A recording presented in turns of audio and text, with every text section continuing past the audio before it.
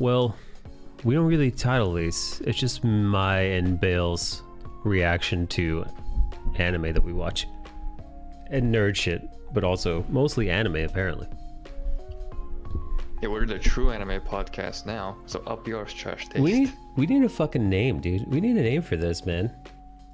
Yeah, I was brainstorming it, but it didn't come up with anything that's catchy enough because it also needs to both represent the podcast and be catchy enough so that someone can look at it and be like, How about Weeb No Weeb? All right, well, listen, we'll work on that. Weeb and Weeblet since you're the newcomer to the culture. I will never call myself a weeb. I will never join the Civ. I mean, I ain't no weeb either, so. Yeah, bullshit. Dude, you've jerked off to more hentai Not as much as John Moore. than Midori himself. Is that how you say his name? How do you say this name, the main character? Midoriya Izuku. Okay, but they call him something else. They call him like Deku. Deku. Because here's the cool thing about Japanese. Something that can be written in one way can be read in various ways. You know, and the whole Deku that his name Izuku can be read as, is it Izuku or Midoriya? One of his names can be read as Deku, which means either useless or someone doing their best. And of course, fucking Bakugo being in for What no content? is like, hey, you're fucking useless, mate. It says it here in your name. What a bitch. You wanna give us your initial reactions or your TODR of what you think about the series, at least the first season. I was hooked, man. Just jumping in.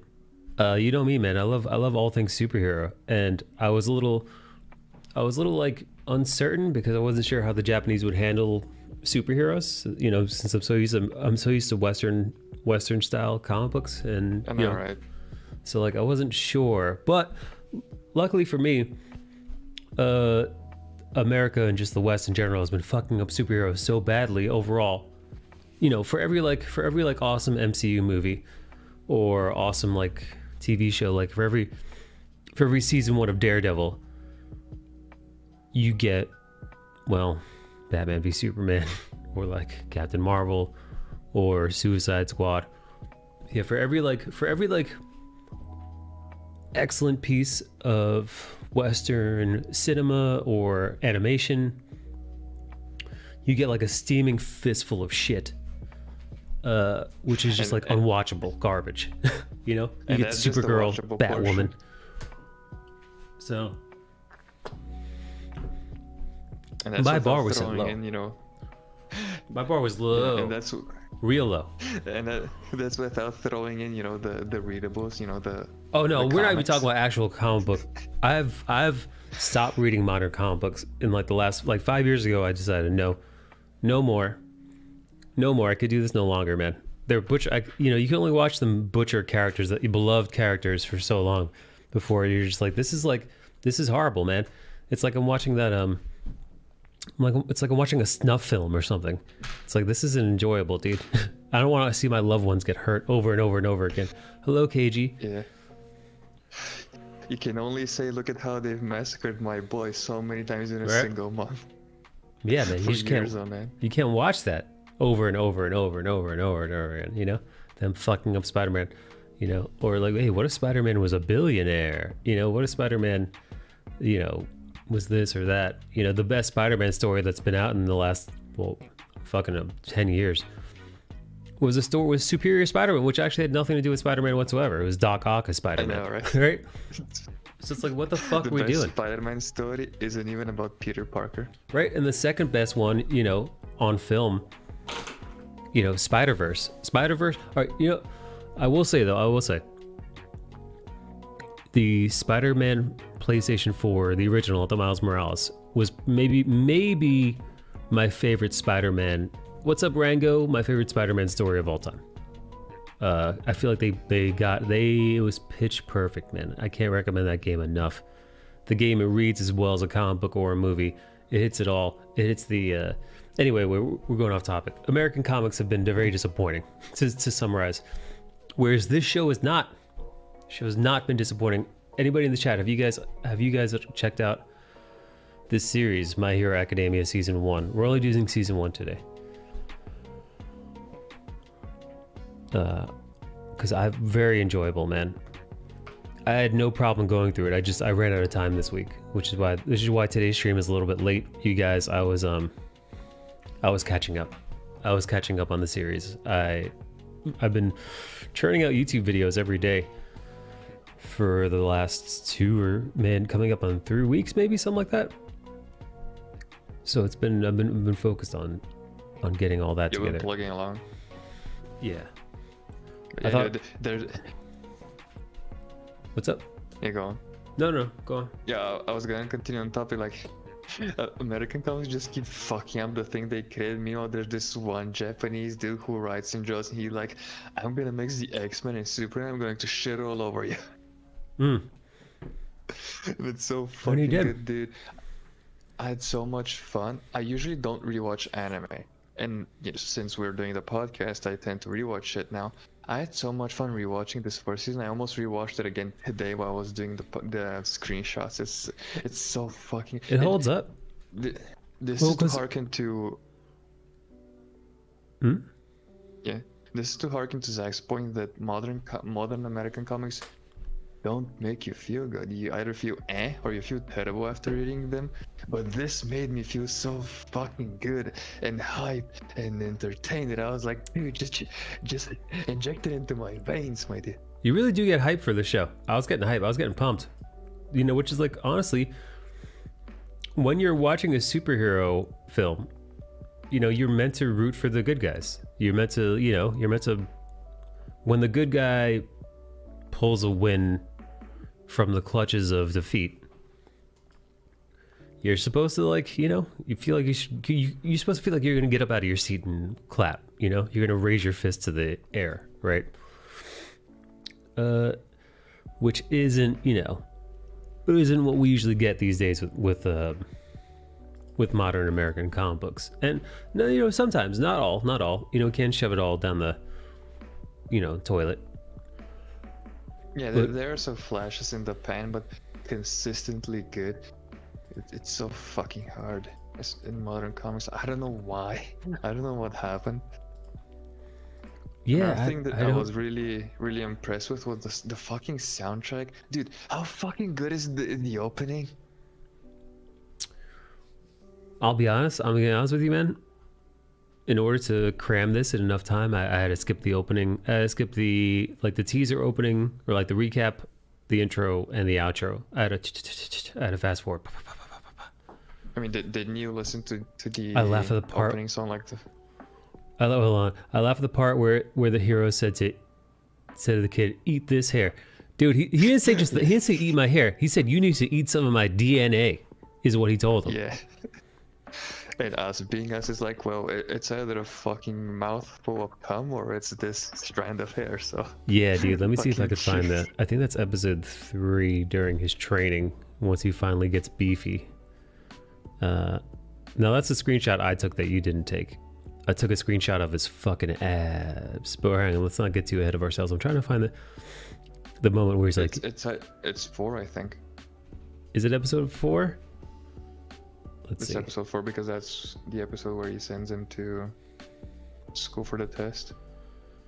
Now eat some of my DNA. Did you take a shot of the strand? I think I did because it should be an important piece of information. I'm not seeing it in episode 4. I mean, I'm seeing the trial in episode 4, but not the moment where he's like, eat my hair.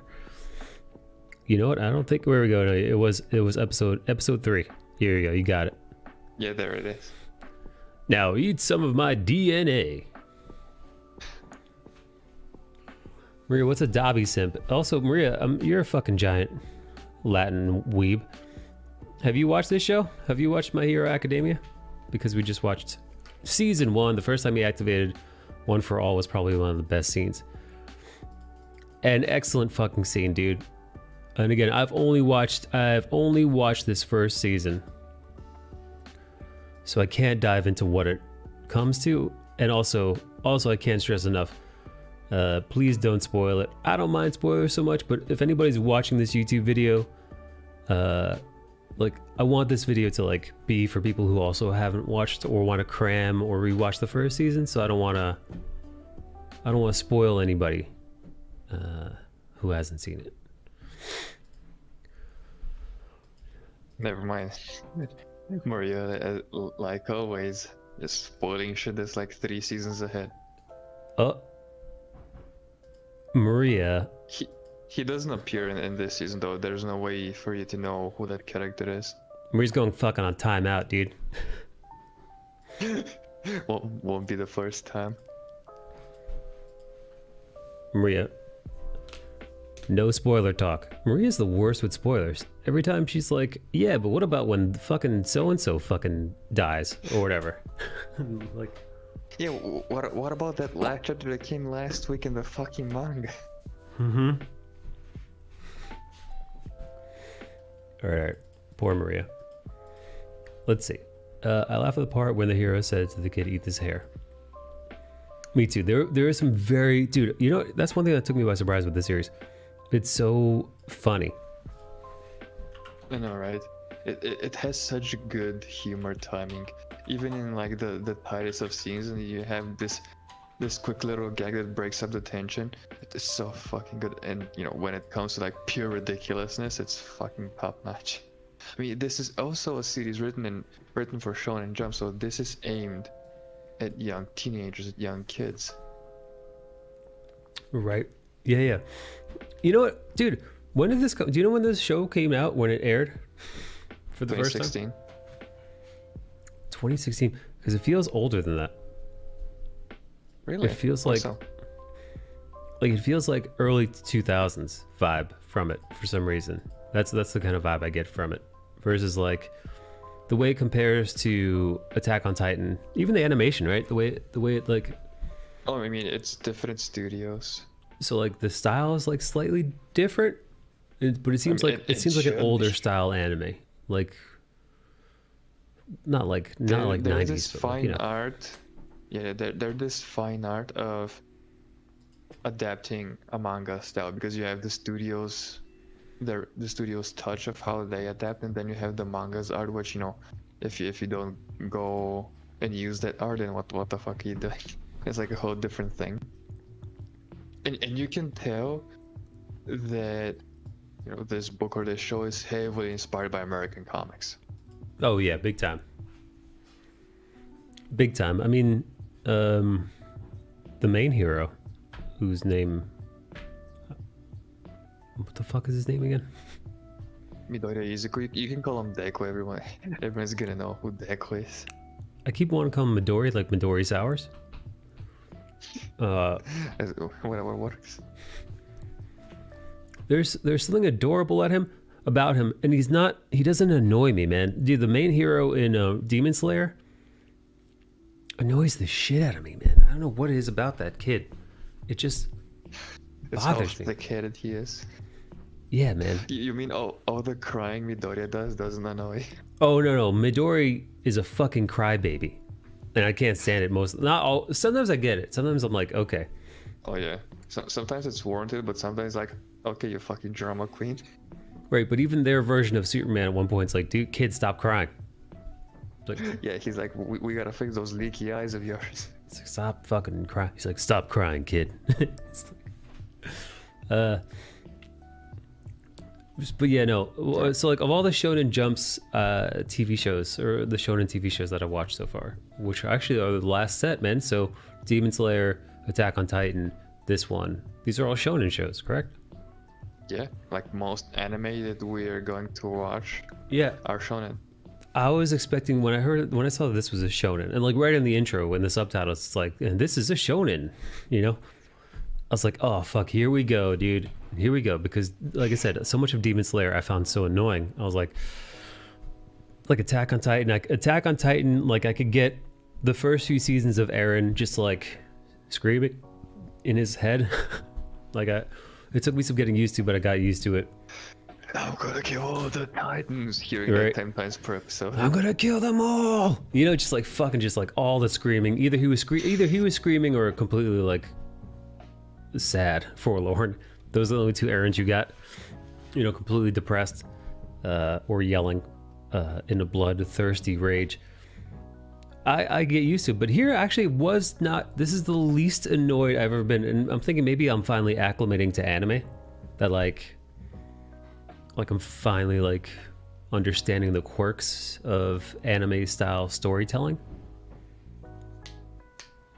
That's good. I mean, there's also not a lot of yelling here, and there's not a lot of obvious exposition done by the characters like we see in Demon Slayer.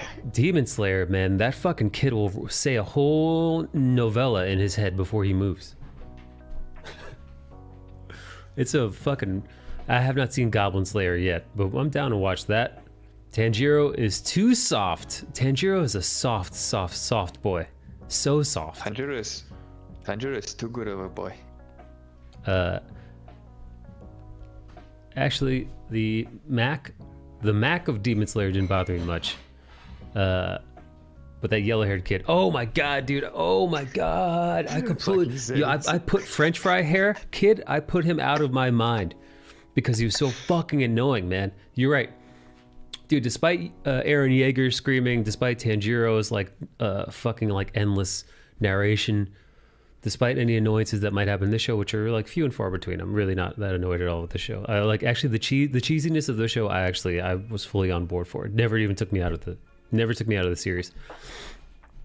French fry fucking hair kid in Demon Slayer. I want to jump through the screen and murder him.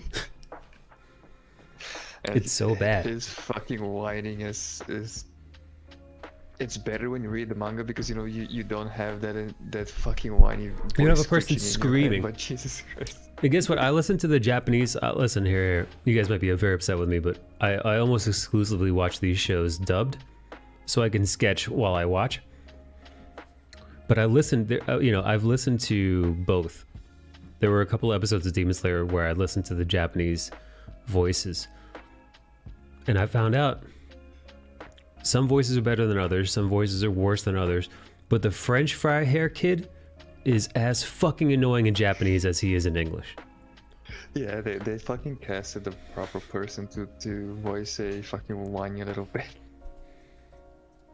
I haven't dropped by in a while, and your camera setup is super, kid. Yeah, welcome, baby. We're moving on up, baby. Cause we're moving on up to the big time. Yeah, we moved up to YouTube, dude. This is like I've got an official fucking YouTube podcast streaming. You're on it now. We drop these every week. We go over some anime. Okay, shall we dive in, gang? We're just gonna do it a quick episode by episode, blow by blow. Yeah, let's spread those cheeks and go and dry. And here we go. Thank you for the camera comment. Welcome, Caspa. So this is where we meet. We got a little flashbacks of baby Deku. Is that his name? Baby Deku. Yeah. Midori. Baby Midori. Yeah. And we see fucking this cocky cunt right out of the fucking gate. We realize that this kid's a fucking raging dickhead. The yellow-haired fire explosive hands kid in this series. Who again, whose name I can't pronounce. As always, they're Japanese names. Bakugo. So it's not that hard. I'm just gonna call them explodey hands. And go with that. Yeah, he's a fucking dick. What a dickhead, man. Oh my goodness. What a dickhead. Oh, the guy is the cuntiest of cunts. And the intro really sets up. When I was doing the screen caps, I thought there isn't a lot of shit going on in the first episode, and I was fucking proven wrong.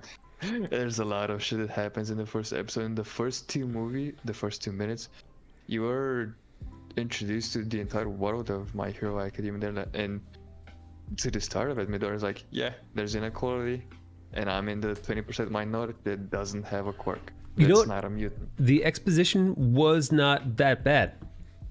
And it was actually really helpful. I was like, thank God he's breaking this down for us. Thank God he's like, yeah, 8 out of 10 people got it, 2% don't. And then they're like, you know, they do like the whole breakdown of like how he wishes he was a hero, but he's not.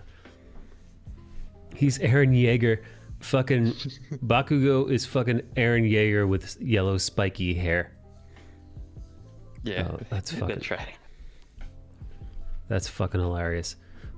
Okay, yes. So this is where we see heroes are kicking ass. We see fucking wood-armed man. Yeah, we see a fucking wood-armed man show up, and then we see that fucking super tall babe with the horns show up. Everybody comes by to take a peek. I took 3 different screen caps of this scene. I know, right? I took 2, and I'm like, dude, it shows you very quickly how lighthearted and fun this is supposed to be. It's like, hey, Right this out of is the gate. superheroes. They're supposed to be popular, and there's this new heroine who was a literal Instagram thought by Yeah. the looks of it. Yeah, some e-girl shows up to fucking bust some heads. And it's fucking dope. You know, some cat-eared ear-girl shows up. Saves the day, gets all the credit. You see that he's a nerd. They establish him really early on, his ability to like assess, break down, notice, you know, an incredible observationalist. Yeah, borderline obsessive. I mean, yeah, fanboy supreme. Yeah, this is the Uber fanboy. Then is this his like junior high school class that he's in before he gets accepted into the... Yeah, this is the junior high school. The professor was like, I'm not gonna talk to y'all about what you wanna do after this. I know all of y'all are gonna go for like hero courses and whatnot, because being a superhero has gone so mainstream in this world that it's like a government regulated job now. Right. Yeah, what a great job though, man. What a fucking And awesome all job. started in fucking China of all places. But you realize that... Considering... Oh yeah, Go dude. on. I forget about he does a little breakdown about where the powers came from. Yeah, randomly in fucking China, considering today's climate, I'm not Hmm. fucking surprised. Right? Why isn't COVID giving us superpowers? All right, yeah, so we meet Explodey Hands, young Explodey Hands, being a complete dickhead to Midori. Yeah, this fucking bully prime right here. Really just fucking a complete and for like no real reason, right? Because he doesn't really seem to like, he doesn't seem to like pose any real threat to this kid whatsoever. I mean, that's one of the reasons, because he doesn't. Fucking The bully. show later on, you know, goes through a flashback, and when you see the reason from his point of view, from Bakugo's point of view, you're like, you're fucking retarded, mate. Yeah, no, I don't understand his reasoning whatsoever for him being a complete asshole all the fucking time. Yeah, so he throws his notebook out of the fucking window. He's a complete shit to him. We get a flashback. He also says something, I don't remember if he said it like right now or a little later. He says like, hey, maybe in your next life you could have Oh, yeah, that's a right. quirk, so Yeah, he said there's only one way you're gonna get into into fucking. There's only one way you're gonna get into the fucking academy, and it's if you die and reincarnate as somebody with an actual power in your next life. You will never shit. see that in a fucking American either like movie or series or even fucking comic. The guy literally tells the main hero, hey, go fucking kill yourself and see if you're reincarnated with a quirk. Yeah, so here we have a young green hair, just super holding his little action figure. Fucking He's got the toy, he's got the posters, his mom is cute. yeah, he fucking loves it, man. All he wants to do is be a hero. And then of course he gets the sad news. He's watching yet another clip of All Might, just fucking showing up for the first time, kicking ass, fucking being awesome. His mom says like, dude, you've contributed to at least 10,000 views of this one video by itself. It's like when you watch your favorite videotape, like the Disney movie or something, like every Friday night to go to sleep. Yeah, That's his equivalent. that's right. And then we get the bad news. We get the womp womp.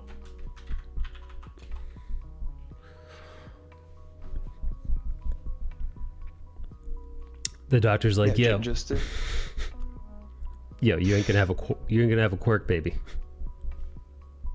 he just straight up told him, yeah, you better fucking give up. Mm-hmm. Which is, you know, it makes sense realistically because he just go on lying to himself like, hey, I can be a hero while I'm like among the 20% that are absolutely nothing compared to any other person that has a quirk. Now, see, at this point in watching this series, at this point, I thought, yo, you know what? Oh, they're gonna do like he's gonna do like a Bruce Wayne kind of thing. You know, the only, you know, one of the few superheroes without powers that can actually hang out with superheroes.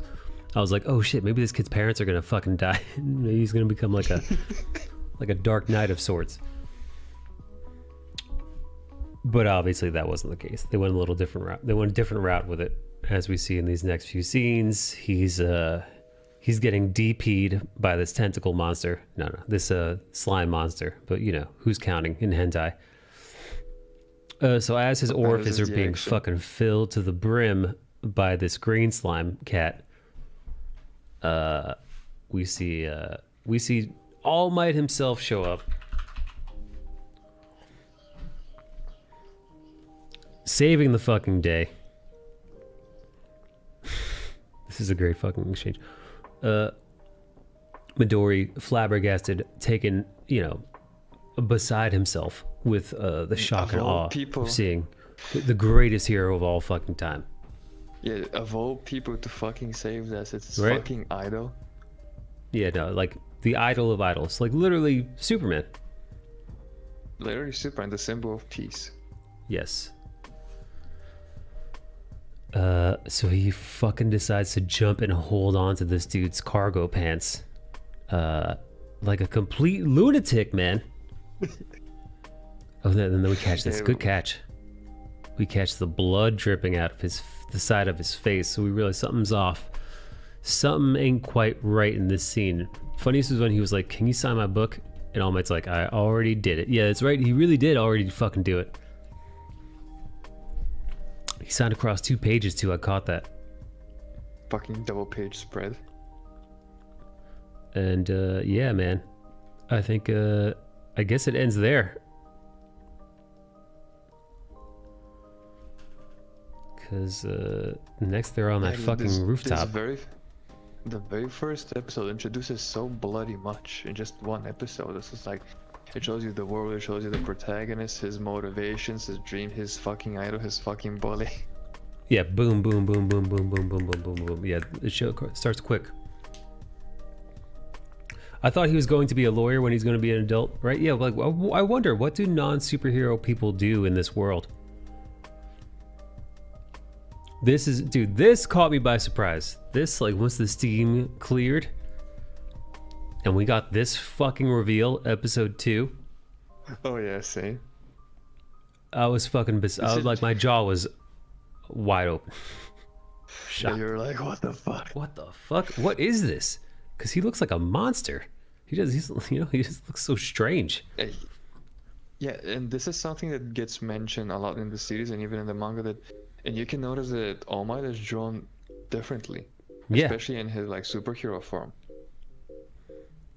Yeah, no, he's drawn. Yeah, no, they tell him to come. They tell fucking Midori to become a cop. They're like, listen, just become a police officer, dude. He's like, All Might is like, yeah, we do a lot of the work, but you know, you could be a cop. The police do good work too. It's an honorable profession. Right. This is in the middle of Deku being like, you're my idol, I want to be like you. Can a person without a quirk be a hero? And he's like, no, stupid. Mm-hmm. Kalinar.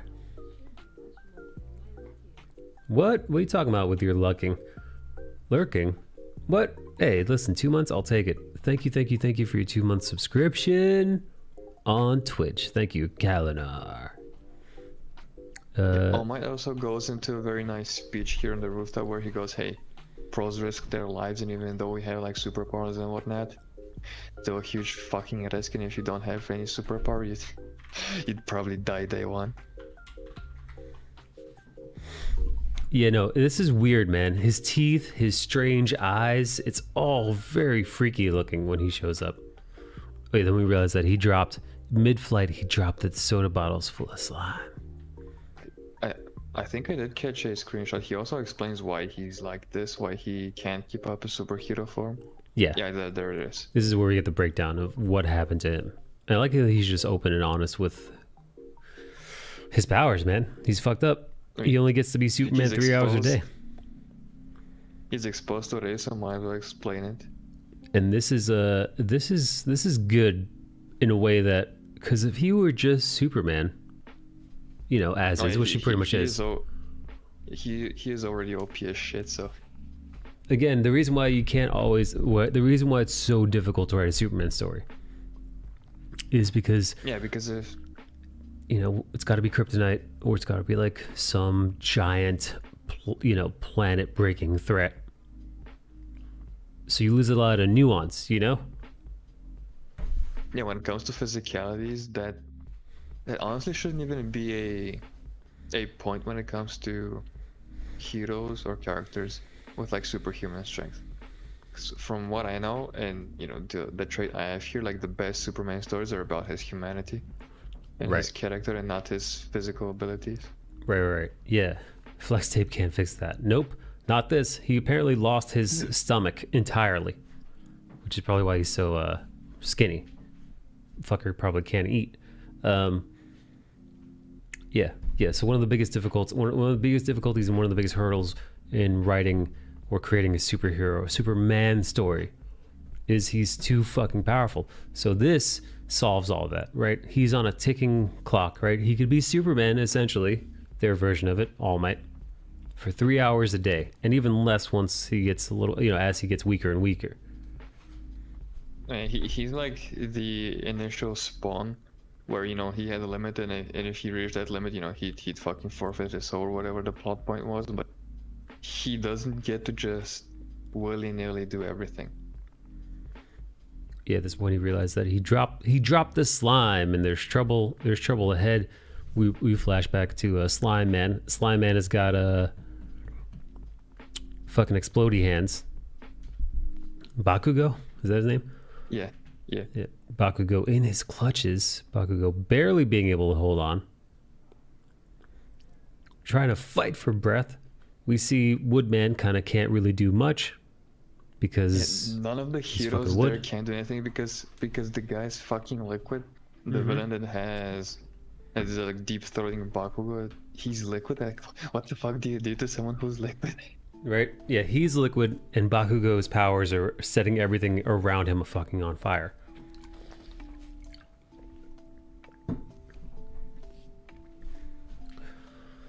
So the heroes are essentially, and the police are literally at a complete standstill. Yeah, this was a great fucking moment because you had Deku just wondering, he's seeing this, he's like, oh no, it's my fault. And you also have a flash, a cut to All Might. It's like, I'm pathetic, this is my fault. You know, both of them blaming themselves for what happened, when, you know, in reality it's probably both their fault. But this is where you see that heroism and Deku just rise up and kick in instinct mode. Yeah, this is the quintessential hero moment. This is what separates the heroes from the regulars, right?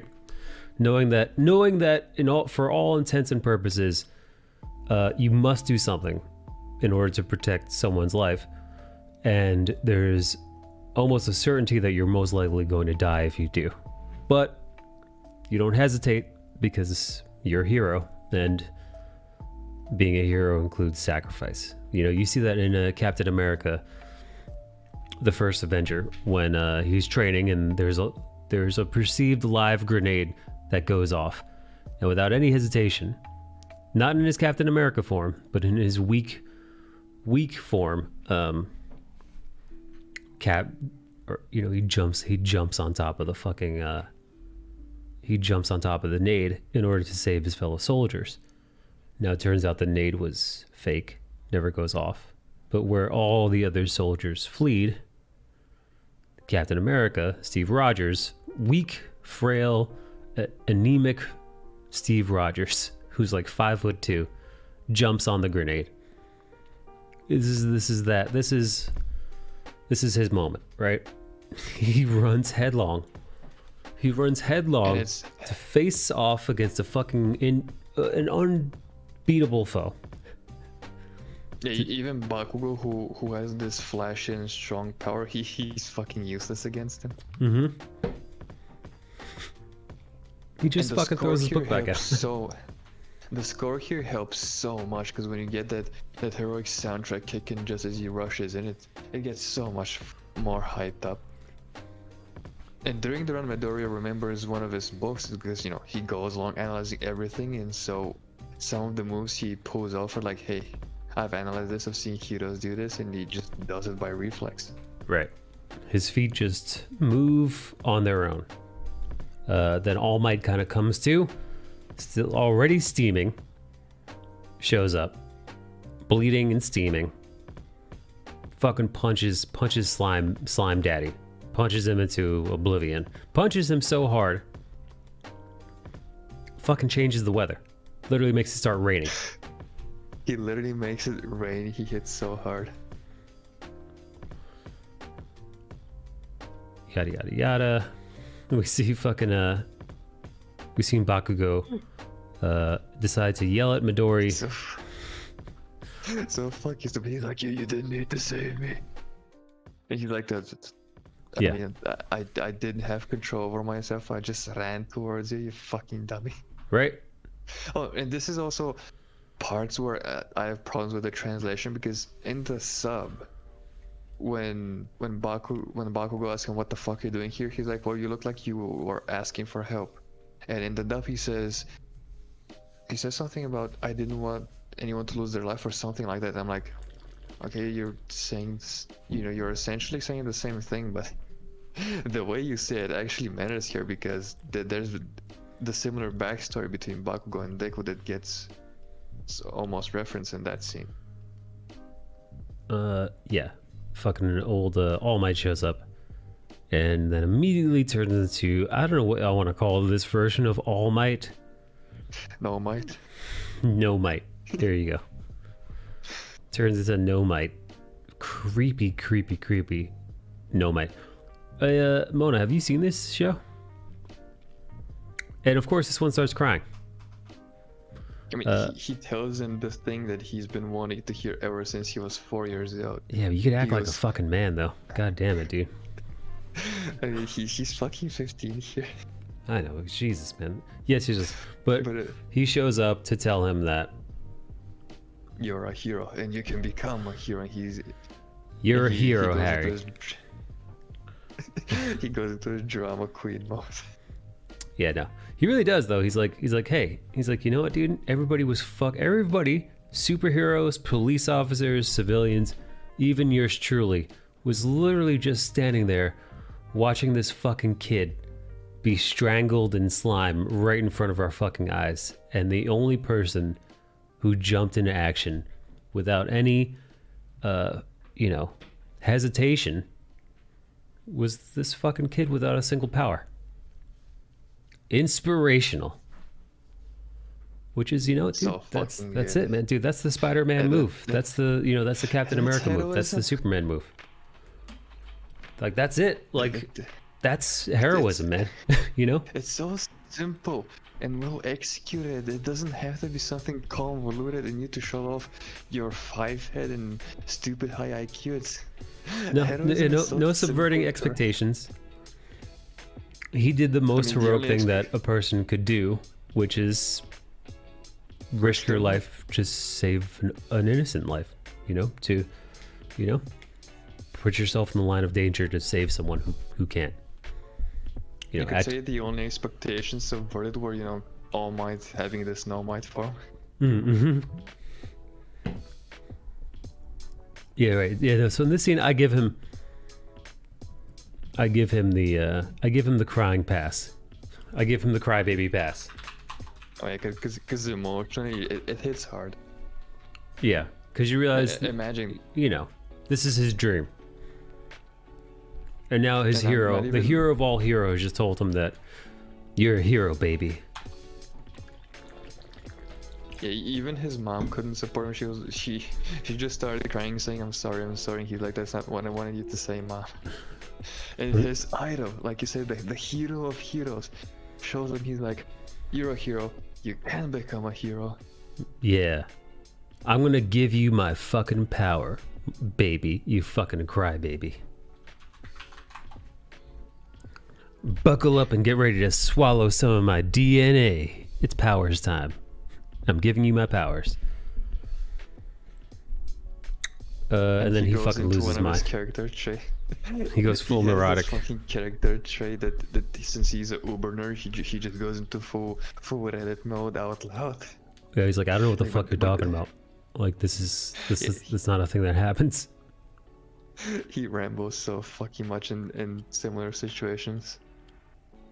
It's like, nope. He's like, I'm All Might, and I've got a power, and you can has it.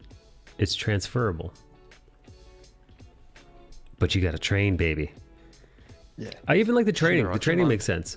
Oh yeah, the Rocky montage was so good, and even his speech when they start, he's like, "Why are we here?" And he's like, "Well, superheroing was volunteer work at the start. There was no money, no fame, no glory, just people helping others, and that's what we're gonna do here. We're gonna clean the fucking beach." You know, the DNA thing triggered a lot of Boku no Pico spin-offs with Boku no Deco. What? That.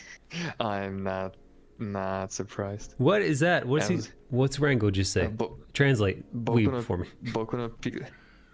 Boku no Pico is this super old fucking hentai that's it's like a rite of passage whenever someone asks what anime should I watch, and you just debate them and throw them. Oh, just watch Boku no Pico. It's like getting rickrolled with anime. Gotcha.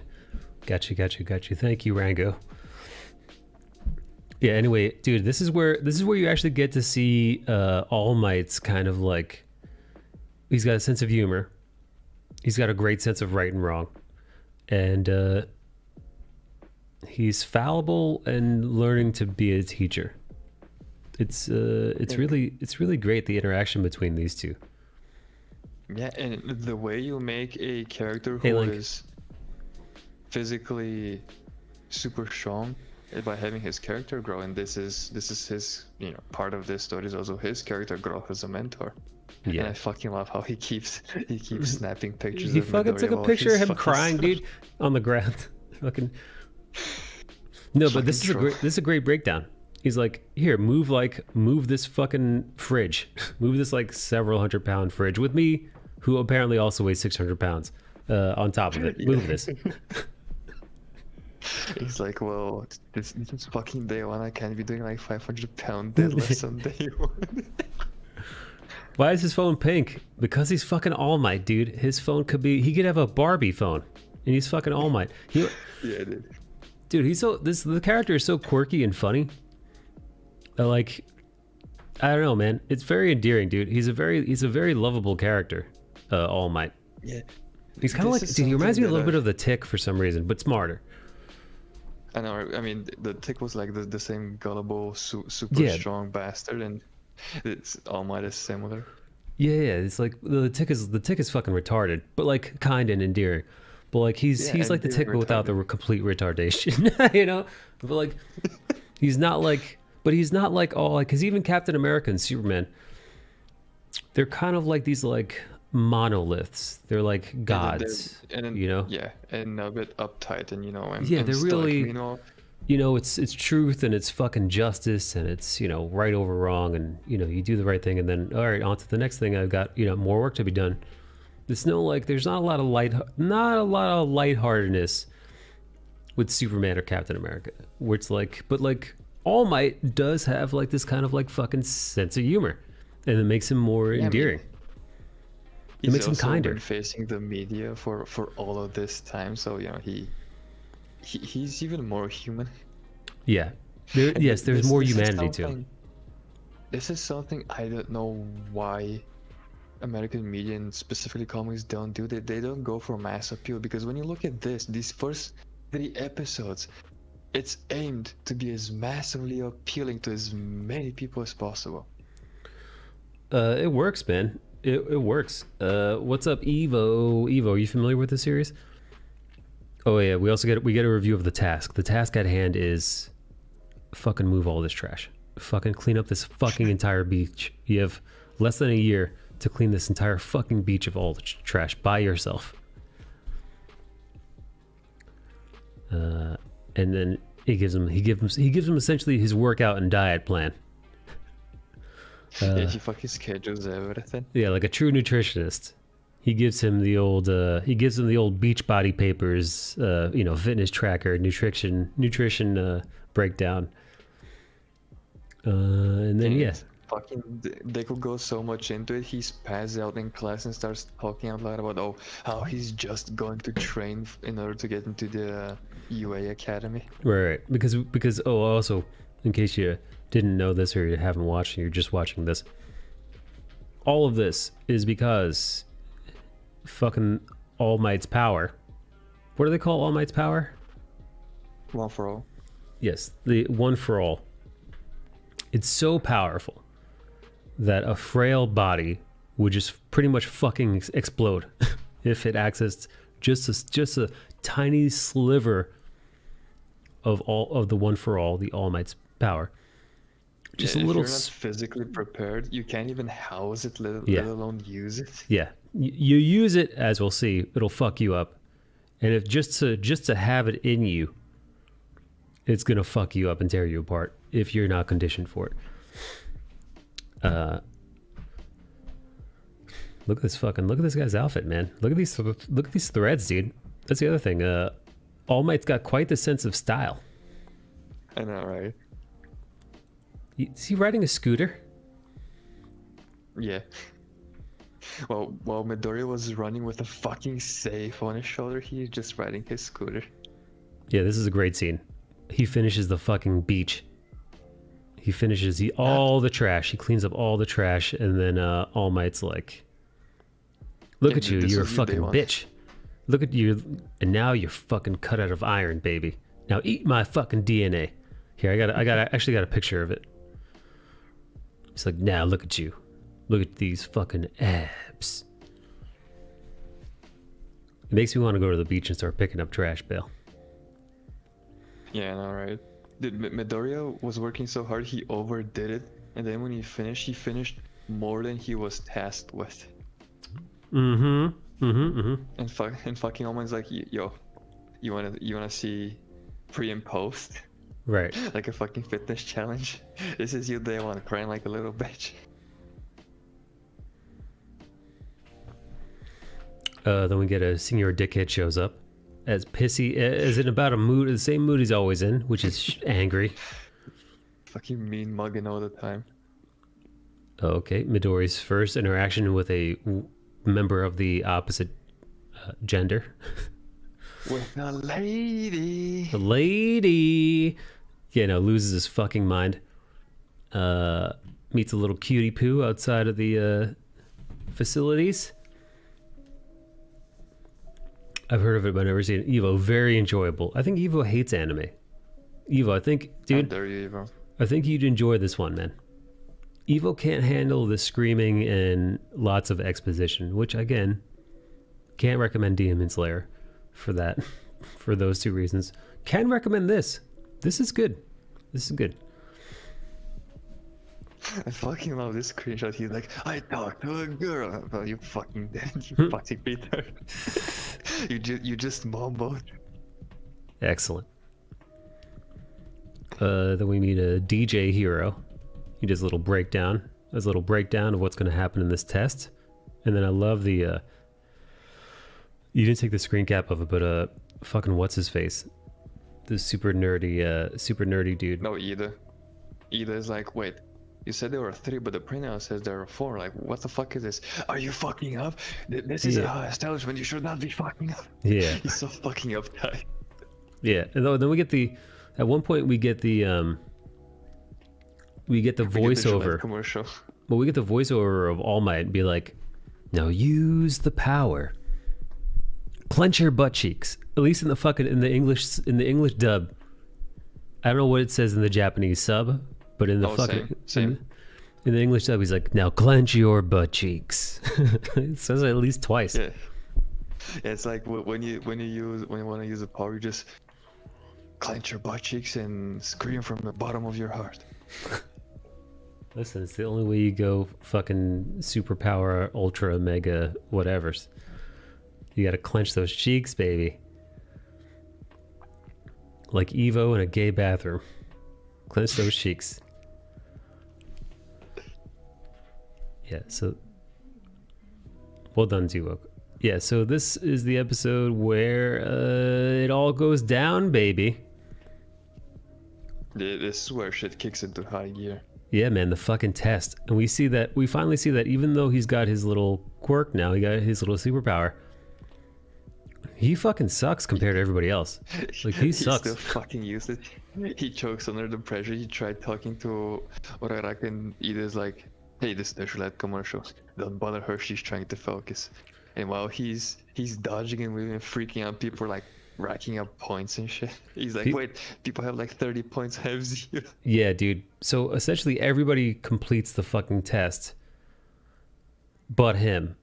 And then the last moment, there's like 30 seconds on the clock, and he has a moment to get at least one goddamn point on the test. He sees that little girl he met earlier, this one here, whose name escapes me, Cutesy Poo. Uraraka. He sees that she's like legit trapped under the rubble, and this fucking monstrosity is literally about to like fucking stomp over her body. Yeah, the hidden boss, the one that's supposed to be avoided and gives 0 points, decides to fucking show up. Right. Yeah, right. And then of course, dude, again, like a flashback to episode 1. He just jumps right into combat, man. Like he just not even 100% sure how to use his powers. He decides to fucking just jump headlong into the fray. And he fucking heroism kicks in and he just runs. He just fucking supercharges, jumps up. This is a great... He fucking jumps up into fucking... He jumps up like, I don't know, man. Fuck, I don't know how many stories. He fucking like 200 feet into the air. Fucking jumps up and fucking just slams this thing in the fucking face with a single punch. He wallops it into the fucking next season. Yeah, no, he really fucking does, dude. Oh, and the awesome soundtrack that we always hear when something awesome happens is called You Say Run.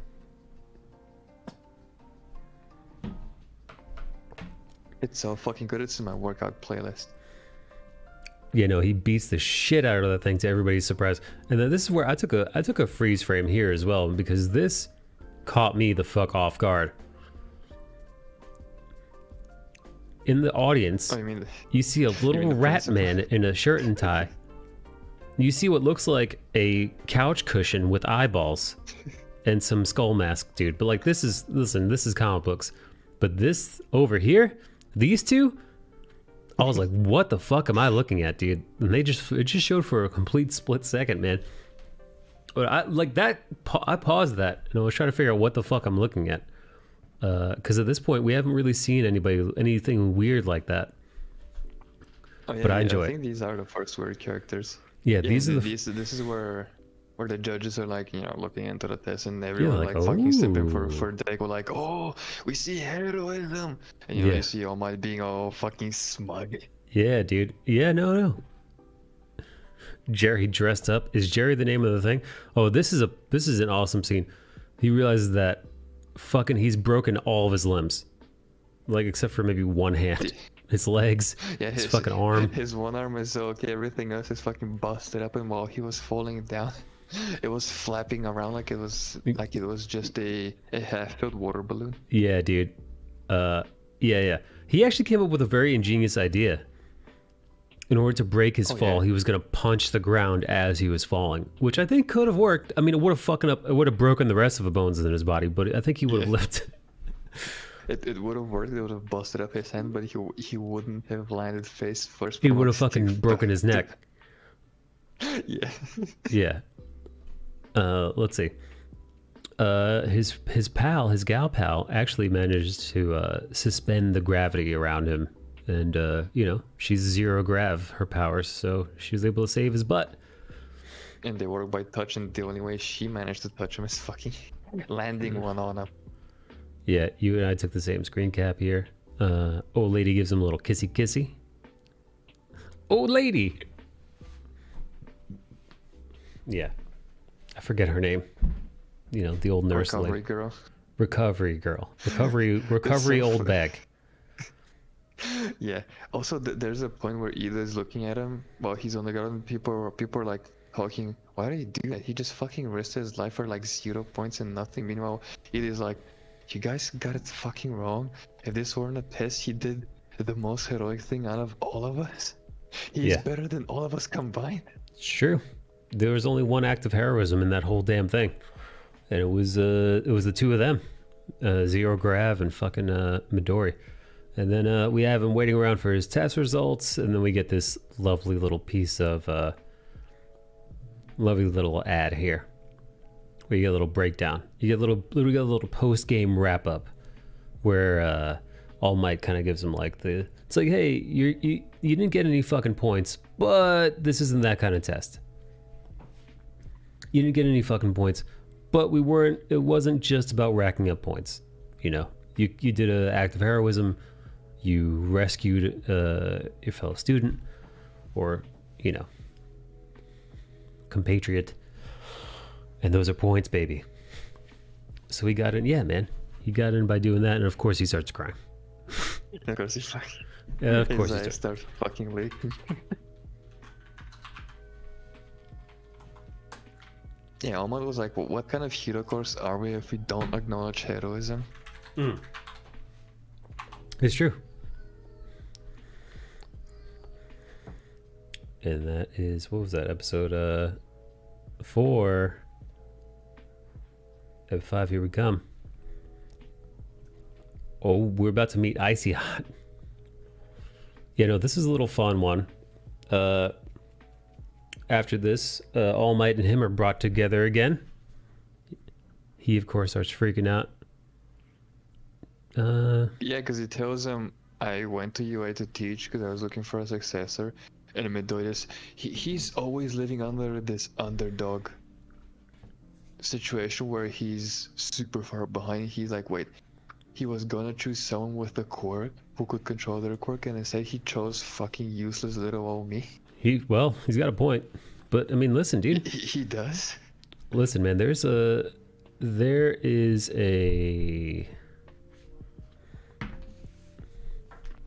moment again, and the only thing that I can compare this to is Captain America First Avenger, because of all the recruits, of all like the super studs, of all the badasses and soldiers that they could have picked to give the super soldier serum to, they chose Steve Rogers, who is this frail weakling type. And I remember there's one scene in the movie where Stanley Tucci, who plays one of the creators of the super soldier serum, Steve Rogers, I think Steve Rogers has kind of like a why me, because he's like, I think I'm paraphrasing, because he's like, I don't have power, I don't know use power, something along those lines. And Stanley Tucci is like, it's precisely because you know what it's like to not be powerful, because you don't. Yeah, man. It makes you appreciate what it's like to be, it's a gift. It's a responsibility, not something that should be just taken lightly or taken for granted. And while Deku and Captain America might not be physically powerful, they're powerful in character, which when it comes to heroism is That's what matters, dude. arguably the thing that matters the most. Yeah, man. Yeah, so we got flash forward to now they're on campus for the first time, and we see that this motherfucker is about as high strung as it gets. Old Four Eyes here. Ito, is that his name? Ida. He's just fucking uptight as they come in fucking Bakugo. What did he call them here? I think he called them not reject. He calls them not sidekicks, something of the sort, like they're second rate. Like they're just, he calls them extra. He's like, what do you want, you extra? Because here's the thing about Bakugo. He's been told he's awesome his whole life, and he's still living that life on for this episode. He still thinks he's the best of the best.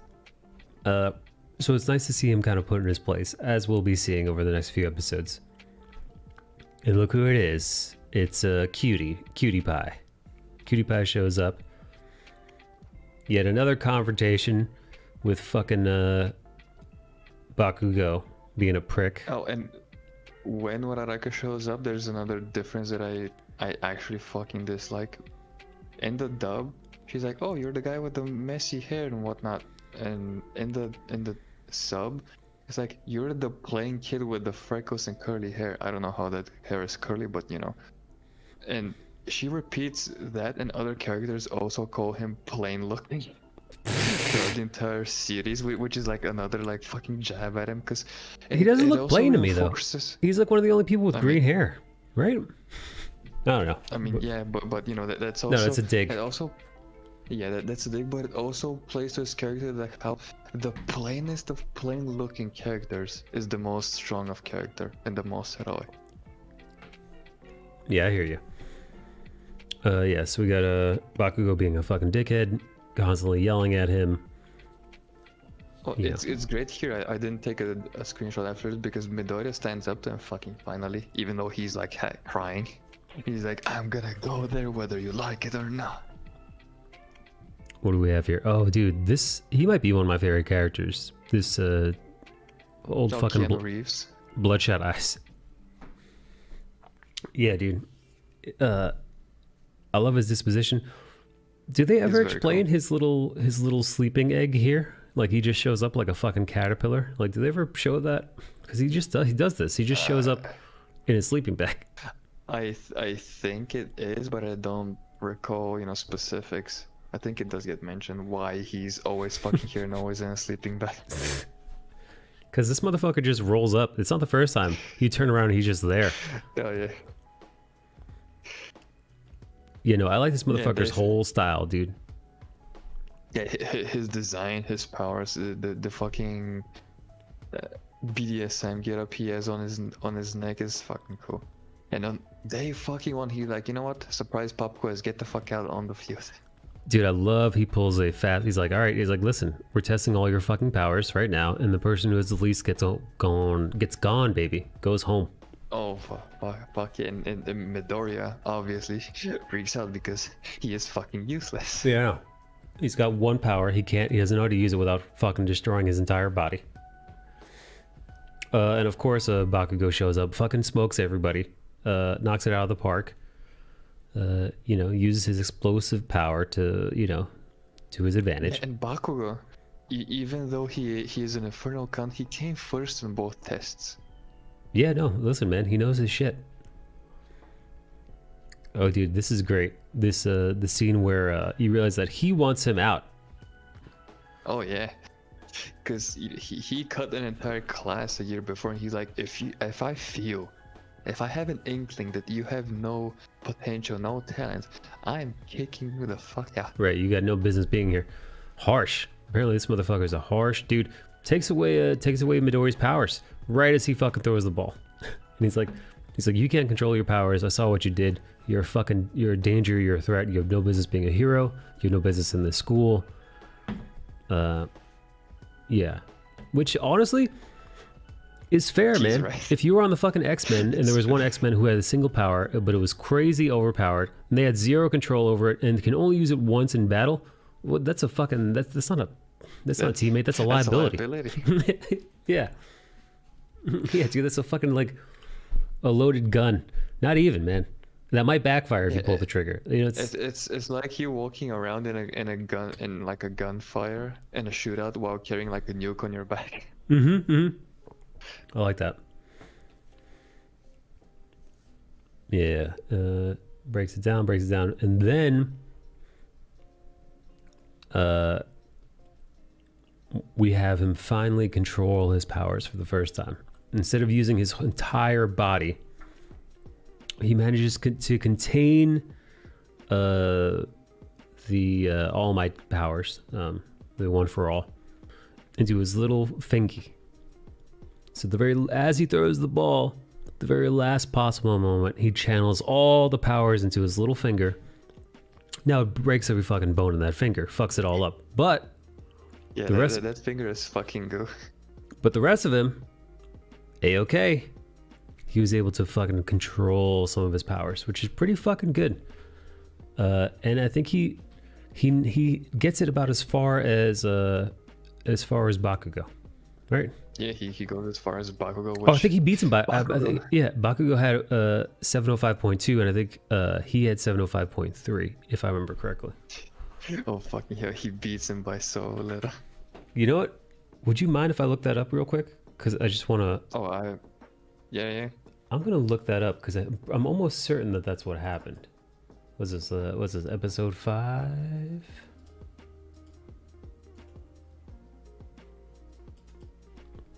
Yeah, we're gonna fast forward, baby.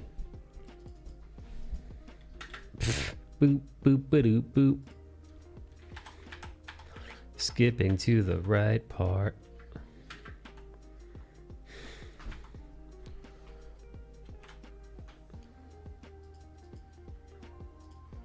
Oh, here we go.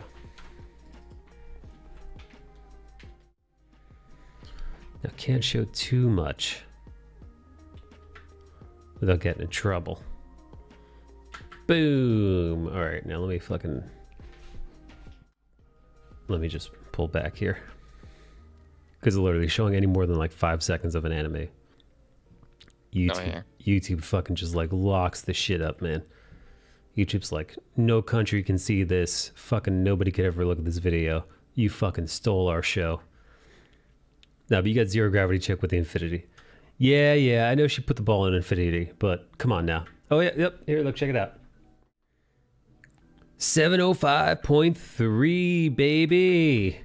Jesus fucking Christ. By 10 centimeters.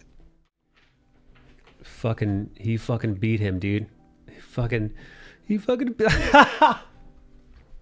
I'm surprised they didn't do a cutaway scene to fucking Bakugo just like fucking like his mouth bleeding.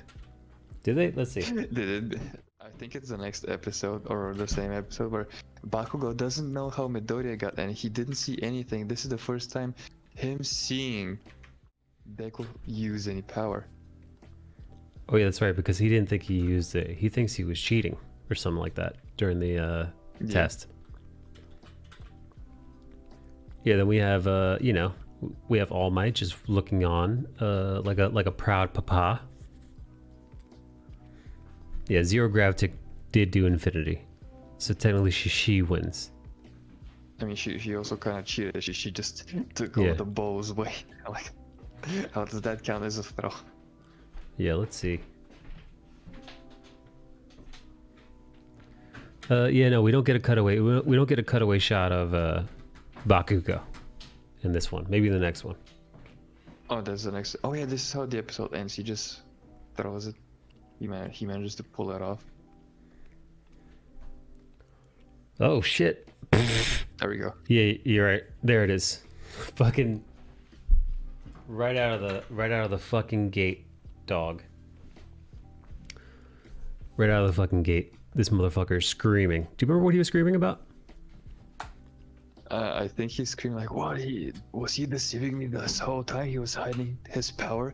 He was underestimating me this whole time." You know, he has a fucking giant chip on his shoulder for some fucking reason. Rangu says, "I actually wonder sometimes where that Infinity Ball is at now. Where'd it go? Where'd that ball be?" Yeah, and what does Bakugo do? He just fucking lunges at Deku like, "Deku, you bastard!" Mm-hmm. And of course the fucking sensei has to stop and be like, "Hey, don't be fucking stupid." Yeah, you realize that these two don't get along. He considers him wildly irresponsible. Scarf, long hair scarf guy. Long-haired Keanu Reeves. Yeah, long-haired Keanu Reeves does not like All Might's his showboatiness. Yeah, I mean, they have different methods of operation. While All Might is all like in front of the media and showboaty, Eraserhead Aizawa, he works in the shadows. He's like quick and easy. Yeah. 2 slaps, wrap him up, send him to the cops. Yeah, way more stealthy. He's way more Batman of the two. Rescue Girl explains to Midori that she can't just infinitely heal him. He has kind of like stamina reserves that are finite. I mean, she accelerates your own healing, and if you have your own limits based on that too, and that's why he's all tired afterwards. Because It's like she accelerates your metabolism of sorts. Gotcha. And when you have a super accelerated metabolism, even for a while, you get tired and hungry. Look at this flamboyant motherfucker showing up in his old duds, his classic suit, shows up to wow the kids. Wait, And, do they call it a classic suit in dub? Yeah. Because in the sub, you can see the American comic influence. They call it. Wait, isn't All Might wearing his Silver Age costume? Yeah, the Silver Age is what they said. That's what they did say. They did say Silver Age in the series. Yeah, we get a crack at their. They all get fitted for their outfits. This outfit, Jesus Christ, baby. This is the best outfit. What's the name of that character with the titties out?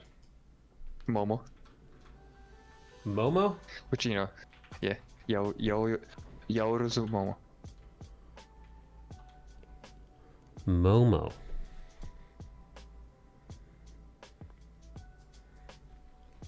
I just realized this man is using some of his limited 3 hour. Yeah, no, he mentioned, dude, one of his limited 3 hours, he talks about, in one of these episodes, he's like 3 hours is sometimes barely enough for him to get through teaching one class. Yeah, and since his power is fading, he's like, you know what, I'm gonna teach, and he uses those 3 hours to teach. I hate his fucking costume, dude. It's so stupid. I hate it. It's terrible. Because it's fanboy. It's so fanboyish, and it's based so much on All Might. All Might barely contains himself not to fucking laugh at him. I mean, it's also, his mom made it for him, so there's you don't want to make your mom feel bad and be like, no, I'm gonna go make someone else make the costume. I know you worked on the costume on your own time and whatnot. His reaction is great, dude. When he looks at the ears and he looks at the teeth, he's like, oh my fucking god, dude. He's like, it's so. I think in the dub he says it's all on the fucking nose. Yeah, it's the same. He's like, can you be more obvious? You fucking idiot.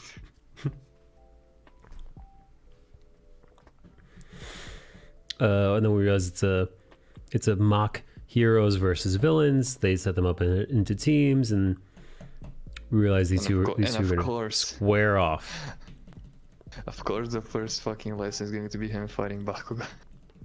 Yeah, but he holds his own actually for the first encounter.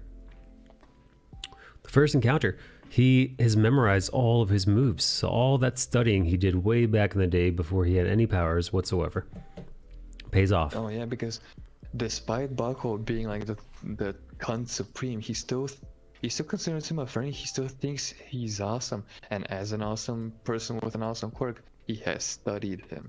Yes, he has. So he studied all this motherfucker's moves. So yeah, man. So he's prepared for him. He's like, you always open up with a big old right hand. So I was ready for you, bitch. And lays him out. Even though he's like on the verge of fucking tears, he's standing up to him, which is great. Yeah.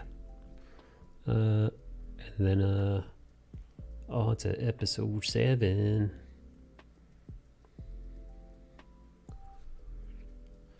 Started off with a flashback of them being young tykes. We realized that they were buddies, sort of, when they were younger. They are buddies no longer, though. There was an incident.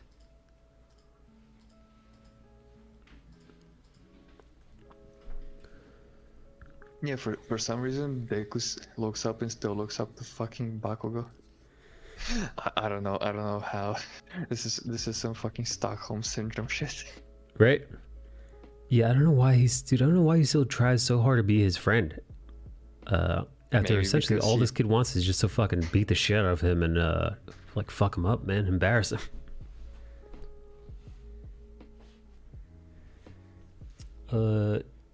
He hatches a plan of attack.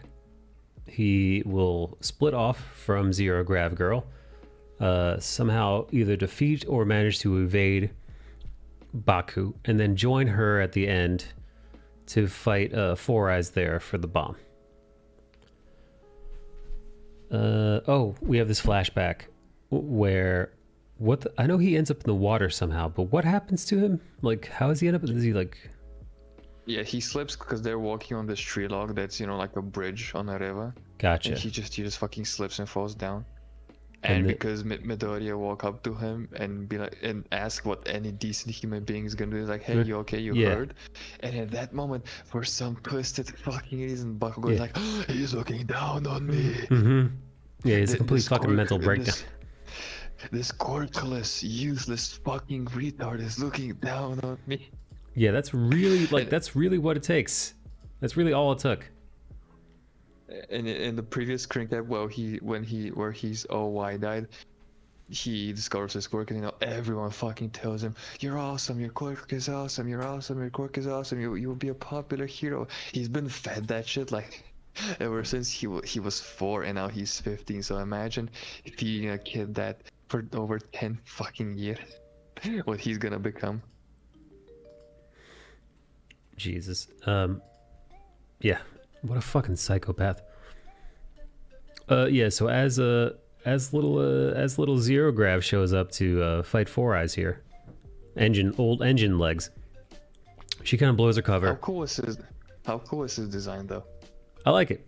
He looks like That's a very he looks like he's a very Gundam interesting pilot or take something. Oh yeah, it's a very interesting take on a speedster. Yeah. Because Speed Force, you just speeding. He's like, no, motherfucker has literal engines in his cast. Yeah, he's got fucking jet legs.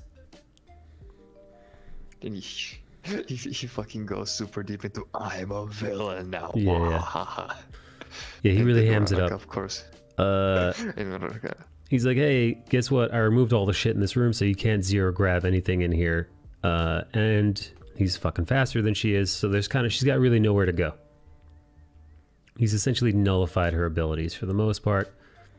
Meanwhile, Bakugo finally explains what those fucking stupid. I thought this design was very stupid. I thought this design was really, really, really stupid at first until I realized what it was for. it's function over form, baby. Right. Yeah. So Bakugo's quirk is his sweat is literal nitroglycerin. Mm-hmm. Yeah, he sweats dynamite, essentially. And, yeah, and his giant grenade glove store that he's like, well, time to go shooty boom boom. Yeah.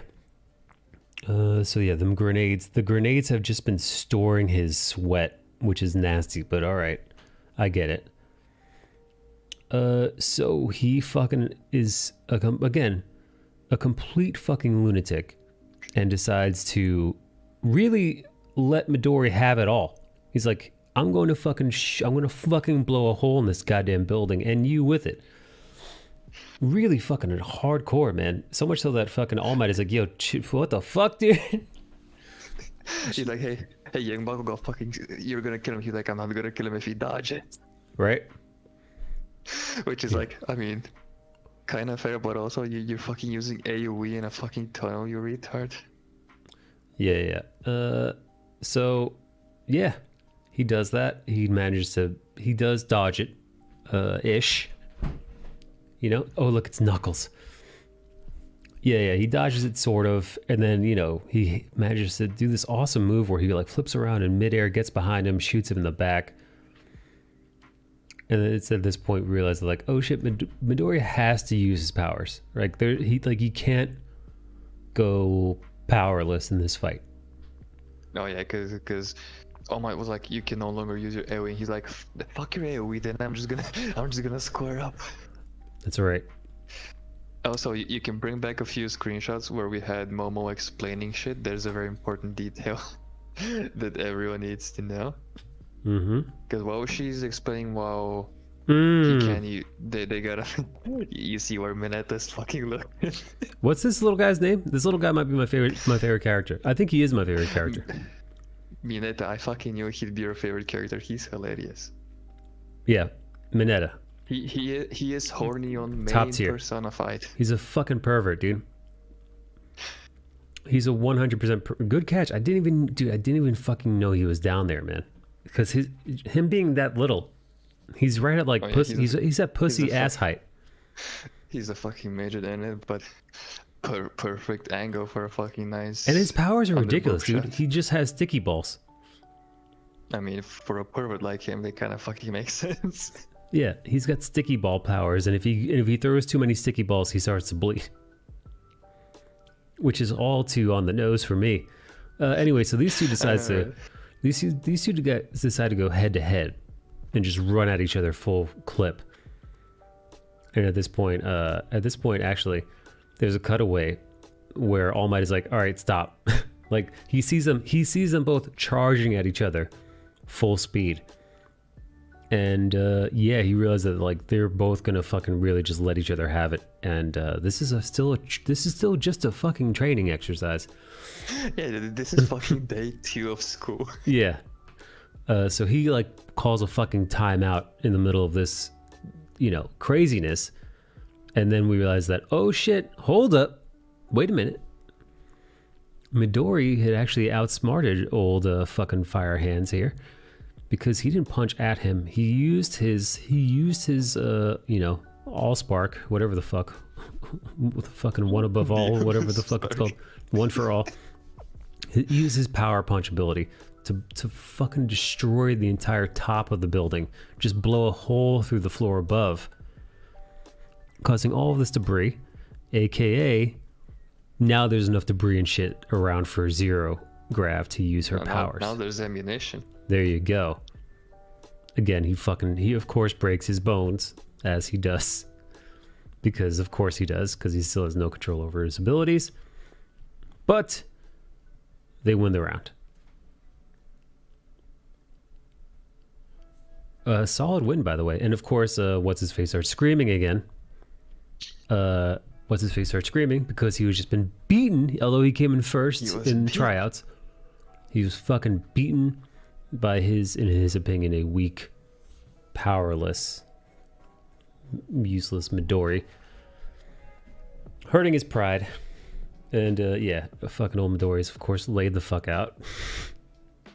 Yeah, there was a comment, I think it was Kirishima, was like, wait, why are the heroes all fucked up while the villains have like virtually no damage on them? And she goes into full big brain explaining mode. Right, she does a whole fight breakdown as why things worked and why it was old Four Eyes, Ida, whatever his name is. He was the one that was Ida the most. got the MVP. Yes. He prepared. He went into the role. He prepared for his adversaries. He kept on target, on mission. Yeah. Meanwhile, fucking Bakugo was like, yo, 1v1 me in the river. Yeah, we meet Icy Hot, who essentially tells his partner, "Yeah, we don't need you, dog. Take a hike. I got this." And then just fucking destroys that round. Oh yeah, why does this gal, creation gal, why does she have a little like stool with a book on her ass? Like, do they ever explain that? I mean, they don't directly explain why she has a book on her ass, but her powers of creation work that she needs to know the molecular structure of the thing she wants to create. Right, she can't make it if she can't explain it. Yeah, if she doesn't know what it's made of, and she's literally carrying encyclopedias or whatever those books are. So she needs something that she doesn't know what it is, like a fusion cannon, let's say, for example. Right. She needs it's genetic, or she needs makeup. Yeah, she needs to literally Google it. Got it. Gotcha. And of course, the shot of Mineta being like, "Hell yeah, brother, this is a fine piece of ass." Of course, again, Midori, after hurting himself yet again, for the third time in as many days, old rescue nurse is like, "Hey, All Might, could you not have him in here every day with broken bones because he can't heal?" Yeah, can you fucking mentor him a little bit? Just teach him how to use his powers. Yeah, because you fucking a little bit. This motherfucker's in my office every day with broken bones. Maybe teach a little bit. And for the first time in his life, in the first time in Midori's young life, he actually has like friends, admirers, even peers. Admirers. People are like, "You were awesome." People are like presenting themselves to him like, "You were awesome, and you were awesome, and my name is this and that, and you were awesome." Right? Yeah. Everybody's like kind of crowding around him, and of course, Just like some like weird girl with daddy issues, Midori chases down the one kid who's not there. In every fucking abusive or toxic Right. toxic relationship. Yeah, man. This is some Stockholm syndrome shit. It really he is. Also felt guilt. He also felt guilty because Bakugo thought that He's just been Deku lying was to him. lying to him. It's like, you dare you lie to me this whole time. Which, you know, which is from his point of view. fair, but they're not fair. friends. You know, I mean, like they're if they're friends according to Deku. I mean, yeah, it's a according to one-sided Deku, they're friendship. friends. But like, what the fuck, man? That's crazy. Like that's fucking crazy. They're like acquaintances. Yeah, he's been his bully since they were children. He doesn't owe him anything, but yet he feels he owes him something. So he actually spills the beans. He actually gives up his secret. He's like, listen, somebody Not gave me this entirely, power. But yeah. He doesn't, yeah, not fully, only half the secret. He's like, I never had a quirk, but now I do. Somebody gave me theirs. And he's like, he's like, what do you take me for a fucking idiot? You bitch. Yeah, Bakugo just breaks down here. He's like, oh, that AoE attack I use is fucking stupid, and I agree with what that girl said. Everything was Yeah. stupid, and Yeah. you're stupid, and I'm stupid. Yeah, it's like, I and I'm fucking gonna lost fuck to you. up." He's like, I was number one, and I fucking lost to your fucking bitch ass. Oh, and he also saw Icy Hot, and he was like, and I knew I couldn't take that guy in a 1v1. I'm like, you don't fucking hear us while you're thinking about one-on-ones. No, man. Literally does the one thing All Might tells him not to do, right? To a kid that he doesn't even like or doesn't like him. You know? A kid that's been talking nonstop about how he wants to beat the shit out of him. So dumb, dude. But then And All in Might this shows up. entire exchange, I fucking love the lettering behind him. It's so fucking comic booky, dude. It's fucking great. Yeah. All Might And- tries to cheer him up a little bit, you know. And he's already gone past it. Which, you know, when you have someone who is a swelling ball of pride, because Bakugo does have the attitude of a fucking school shooter. He really does. Bakugo's like, I don't need your fucking help. He's like, you know? It's like, get your fucking hands off me. Which like, such a and- dick, dude. He's a dick And Deku all the time. he went to Bakugo just to tell him, hey, I didn't lie. But Yeah. he also added, I'm gonna make this power my own, and I'm gonna beat you in a fair 1v1. And they turned from, you know, quote unquote friends to rivals, because he's like, oh Yeah. yeah, you're gonna beat me, I'm gonna beat you, because this is the day I start getting serious. Which is, you know, Right. it's very important character growth for Bakugo, so he's not just this constant ball of rage. Yeah, And, no. you know, two-dimensional. He's a weird character, man. And then of course All Might is like, so what'd you tell him? Yeah, he's like, I'm listening. And then What'd you talk about? Midori's like, oh, I don't remember what we talked You know, about. Momo's tits and whatnot. Yeah. I mean, he does tell him. We know that He later does. in the episodes, but But that's good though, man. It shows you that, you know, Midori's not a liar. You know, like yeah, if you're gonna be the best boy, you can't be a liar. yeah, telling the truth, not keeping secrets from All Might. It's good. It's good character. Yeah, if there's one person you don't want to keep secrets from, is the fucking guy who gave you your power and he's Yeah. supposed to teach you. Then we get a Fucking media. we got the news people, the fucking reporters are like, let us in, let us in, let us in. we want you on record talking about the fucking school. Where's All Might? We need a quote. Yeah. Ooh. Where's All Might? What's it like teaching with All Might? What's it like learning from All Might? What's it like having All Might? It's connection. Right? Fuck up. It's like, right, Jesus. Fuck off. We're fucking kids. Let us learn. We also find that Ito, whatever the fuck his name is rich and comes from a wealthy, well-to-do superhero family. He's a generational superhero. And Yeah, he his later his said brother's in some his hotshot. mannerisms of talking. Wait, what did you I say? think his brother's name is. Yeah, he comes from a generational superhero family. He lets it slip because he talks in one manner, and he said, you know, some big brain word like merely. And then I was like, hey, wait a minute, you don't talk like that. Yeah. You know how women are, they pick up on that one word you say weirdly, and she's like, why'd you say that like that? Yeah. The Ida family. Yeah, so they realize he's rich, and then the fucking reporters set up some kind of alarm, or so we're led to believe. I mean, it's a trespasser alarm. Yes, Because there's a they do get- trespasser alarm, and we were led to believe that the reporters are the one that set this alarm off, but not quite, as we'll see a little bit later on. Not exactly. KJ asked if we think that Bakugo is gonna turn into a supervillain. I mean, he has the fucking character traits for it. He doesn't does, dude. Well, actually, it's pointed out later on in this season. Somebody's like, "Hey, that's not a very superhero-y thing to say or do." 'Cause he threatens a villain. He threatens to kill a villain. Like he's like, "I'm gonna fucking rip your arms off." He says something crazy. He's like, "I'm gonna fucking melt your fucking face off if you move." And then somebody, fucking hard hands kid with the red hair is like, "Hey, that's not a very heroic thing to say." Yeah, they keep mentioning how unheroic he is because he's this fucking edgelord. Yeah.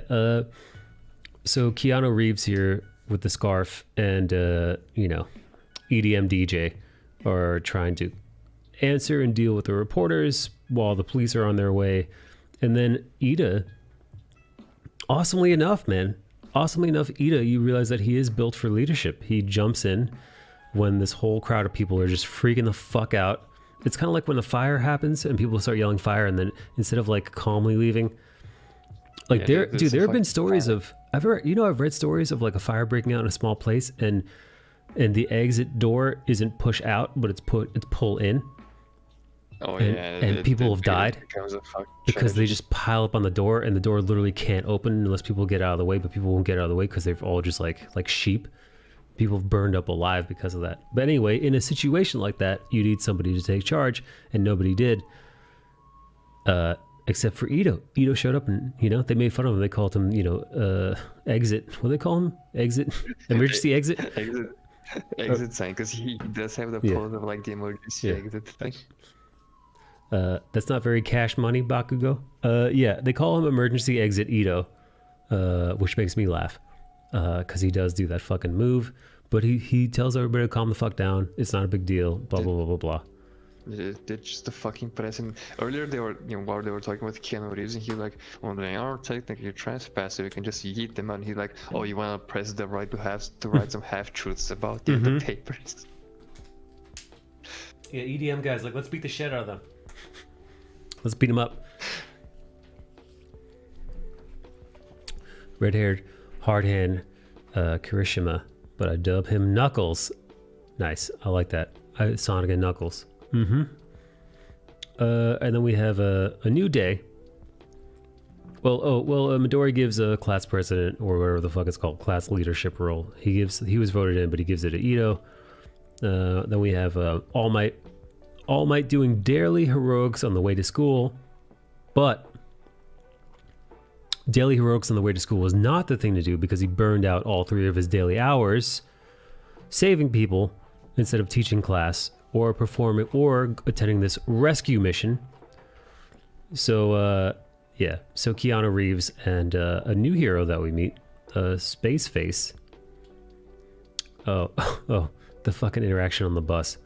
The interaction on the bus is actually really nice for Midori, because everybody again is still like being like friendly with Midori. Midori's like one of the gang.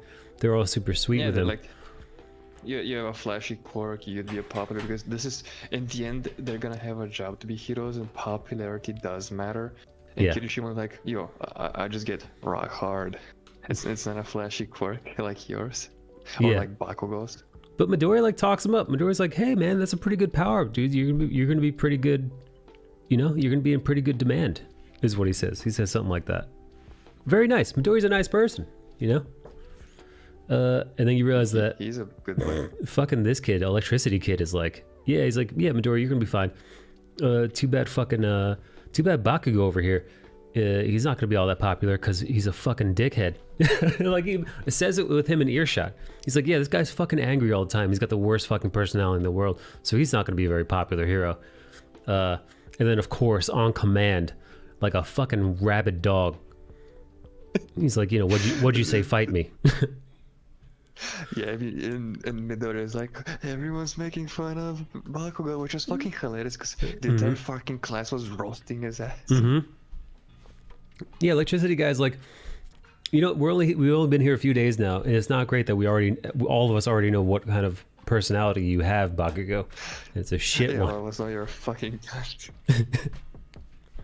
Dude, I can't. Dude, another thing is, there's no way that she'd be rocking this outfit in American, because aren't they supposed to be teenagers? They're 15.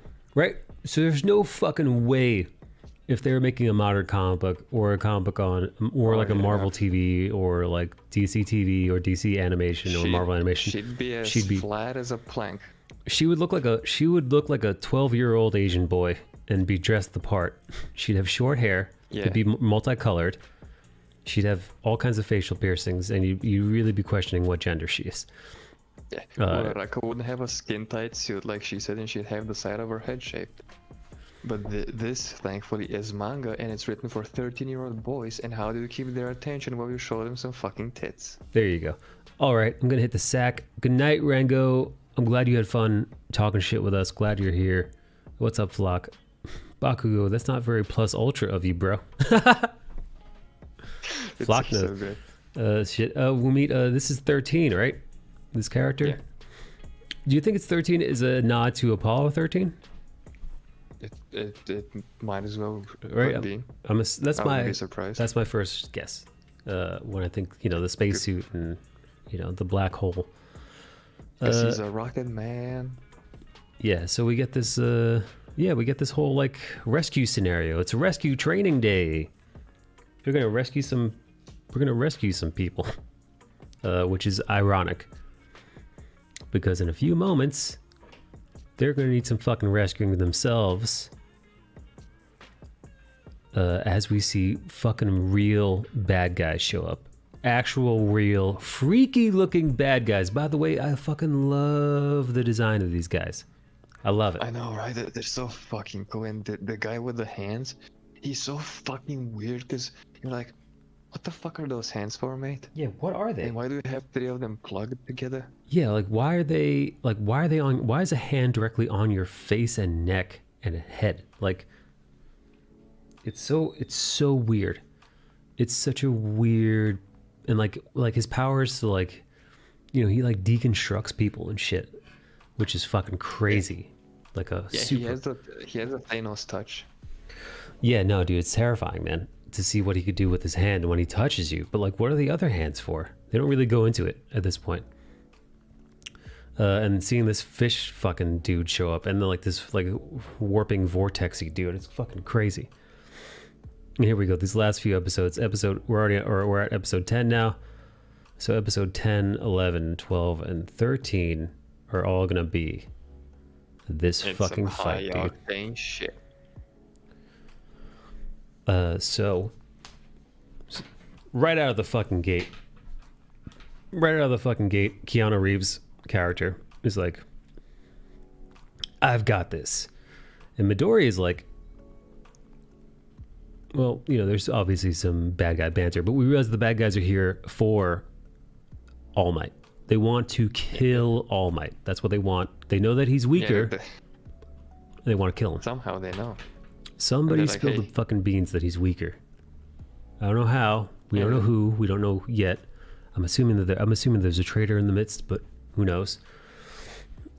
I'm really curious to know these guys' backstories. Midori is like, yo, scarf guy. These are not your power set, man. This is not you. You are not built for hand-to-hand, one-to-one, you versus a group combat. You're a stealth ghost, stalking in the shadows type of hero. And Keanu Reeves Scarf Guy is like, you know what? You can't be a hero unless if you've only got one ability and you can't mix it up. So he just starts kicking And ass. He just fucking jumps right in. It's so fucking cool. He jumps right in, and then we have Knuckles and Fire Hands decide to jump into the fray themselves.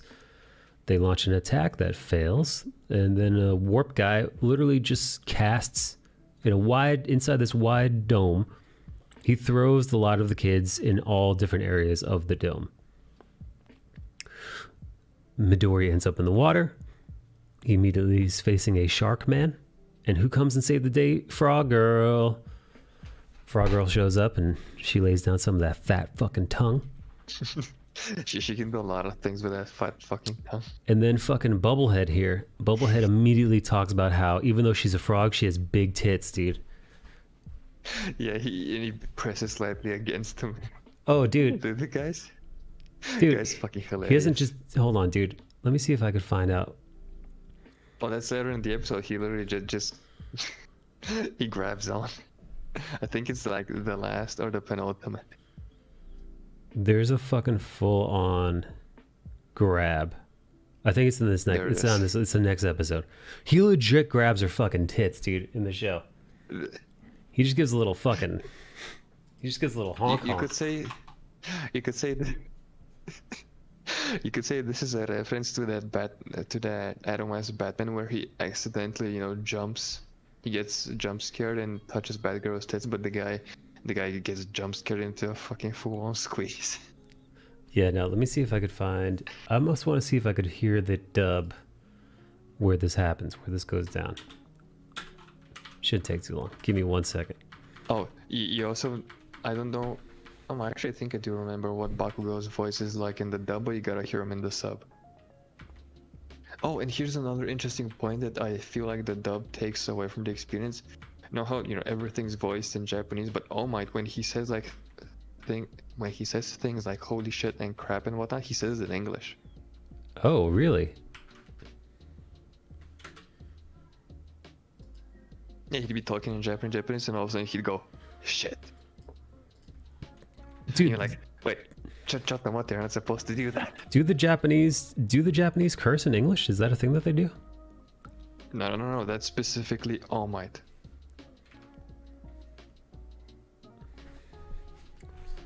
All right, let's see. No, he's that much of a comic book reference that he even curses in English. Let's see. Can you hear? Oh wait, let me see. No.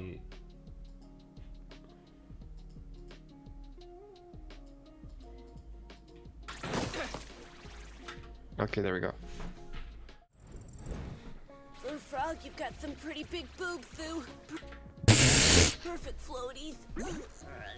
Perfect. Son of a bitch. Also, I hate that he has a lisp too. I hate that it gave him a lisp in the dub. Does he not have a lisp in Japanese? No. He has a squeaky voice, but he doesn't have a lisp. I like the lisp, dude. You got some pretty big boobs there. He sounds silly with the lisp. What is it? Perfect flotation devices? Perfect floaties. That's fucking funny, man. I fucking love man. Like, he's fucking hilarious. Yeah, so then we have Knuckles and Explodey Hands go back to back with a bunch of goons and actually wipe the floor with them. Fast forward to Birdman and whoever the fuck this guy is. The Human Thumb, we'll call him, because I don't know what the fuck his name is. Yeah, Birdman and Thumb Guy go head to head with their own set of goons. All Might does try to rally, because at this point he doesn't know what the fuck is going on. Nobody knows what's going on. And then is immediately put flat back on his ass, and the principal's like, you are using your powers too much, and also, I don't mean to lecture you, but you have a responsibility to these children. There are plenty of other heroes in this city that can take care of their heroics. You owe them your time, so you gotta prioritize, bitch. And then we see 13 and the kids go up against this Warp character. Four Eyes is told to leave. He's a speedy boy, and someone needs to call for help because their communications are cut off. Right. Ballhead, Frog, Tits, and Midori are now trapped on the boat, surrounded by enemies, but they come to the conclusion that the enemies are hesitating because they're not 100% sure of what these guys are capable of. Yeah, they knew the schedule, but they haven't done enough digging to be like, oh, these guys can do this and that, because otherwise they wouldn't throw fucking two in the water. Yeah, the baddies are being very cautious here, which is smart because you know, again, these kids could be capable of fucking anything. And then Ballhead here, we come to the realization that his powers are fucking lame as shit.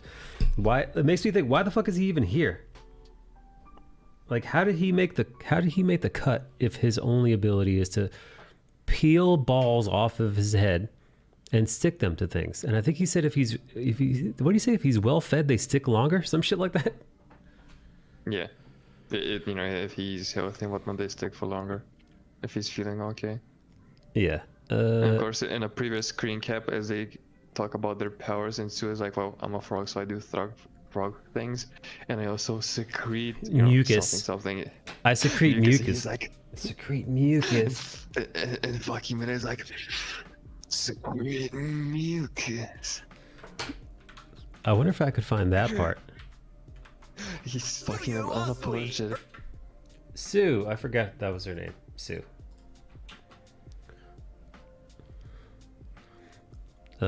Let's see.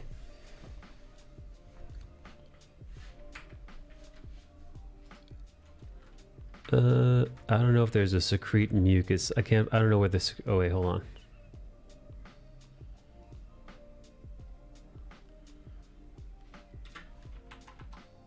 No, I don't know where the fucking secrete mucus line is.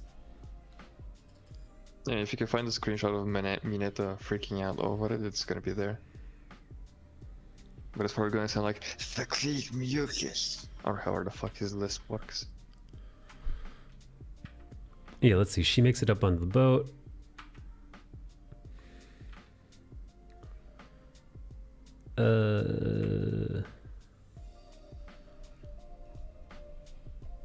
I'm like literally looking for that guy so strong.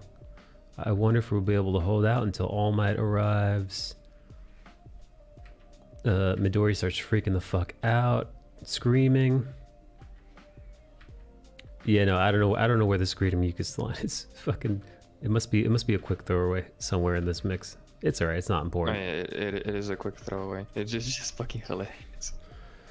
Yeah, he starts freaking out, and then well, fucking what's his face decides to man up. Midori decides to do a little bit of a punchy punch, a little air punchy. He starts teaching the kids about physics. Yeah, he punches the water. Well, he punches the water. The water shoots up and then creates kind of a vortex effect. I imagine it's similar to like when an earthquake happens and it moves all that water, then you get a tsunami, right? Because of due to water displacement. Yeah, he fucking traps them, sticky balls and all, in a vortex-like scenario. And he, in the process of doing so, manages to break his thumb and middle finger. Then we have Icy Hot here. Single-handedly bests an entire group of these motherfuckers and then threatens them. Dude goes 1v9. He's like, hey, your cells are gonna die out of hypothermia and frostbite, so you better give me some info. He goes full Batman. Yeah, he does. Yeah, he's like, tell me what I want to know or you will freeze to death. Again, not really a fucking superhero thing to say or do. I like it though, because I do that shit too. Yeah, you know? Yeah, because it gives them so much character. Like you can pick out which character it is when you mention their traits, because they're not cookie cutter, they're not two-dimensional. They have personalities. Oh, though we have the gratuitous nudity scene, where she fucking like literally loses her top. There's fucking electricity boy explodes everybody with his electric juice. And yeah, apparently somehow in all that, in the explosion, somehow, even though she was under this blanket, she took no physical damage, but I mean, she created the sheet and it popped out of her back, so you can say that because it popped out of her back, it ripped her clothes. Yeah, sure. Because I mean that's what she does. She literally creates things out of her her own body. Yeah, no, but here, look. Here's it being made. Here's the screenshot of it being made, and she's fully clothed. So it's like, yeah. So it's definitely whatever happens here. Somehow the electricity, even though she was underneath that blanket, her fucking tits just blew out, just fucking blew her clothing to smithereens. Do you need a very specific reason to do some fan service though? Because you know what this is. This is blatant fan service. Yeah, no, this is just fucking gratuitous titties, which I don't mind. You know, what do I give a shit? But it was just not at the very least. it was very funny to see, just fucking out of nowhere. It's like, I know, right? and now her titties are out. And she's being all nonchalant about, oh, I'll just make some new clothes. And no, bitch, your giant fucking tits are out. It's true. It's true. She does have giant titties too, for her size. Oh hell yeah. Yeah. So her giant tits are out, and then they tell Electric Boy to divert his eyes, or avert his eyes rather. But we realize that when he uses up all his electric power, he essentially becomes retarded. He goes full Forrest Gump. He does. He does. Yeah, here we go. Here's a shot. Here's a shot of the fan service, in case you guys were curious.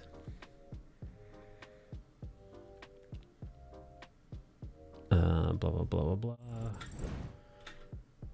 Crackles with electricity, and then, yep, she was peeking out under the thing, and then booyah. Just fucking titties, dude. Just fucking titties. Yeah, so that took me by surprise. I wasn't expecting a titty shot in this series. Yeah, me neither. I was like, oh. Nonchalant titties. Anyway, and then it's at that exact moment that they decide to explain her power. And then, yeah, he realized that he's gone full stupid. Fast forward to the main fight with Scarf Guy. Scarf Guy gets grabbed by Hands Eyeball Dude. Shigaraki. And he fucking destroys his elbow. He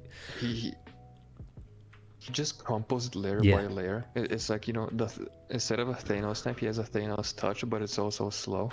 Yeah, no, it slowly just broke apart his skin and muscle, and I imagine it eventually would just go down to bone.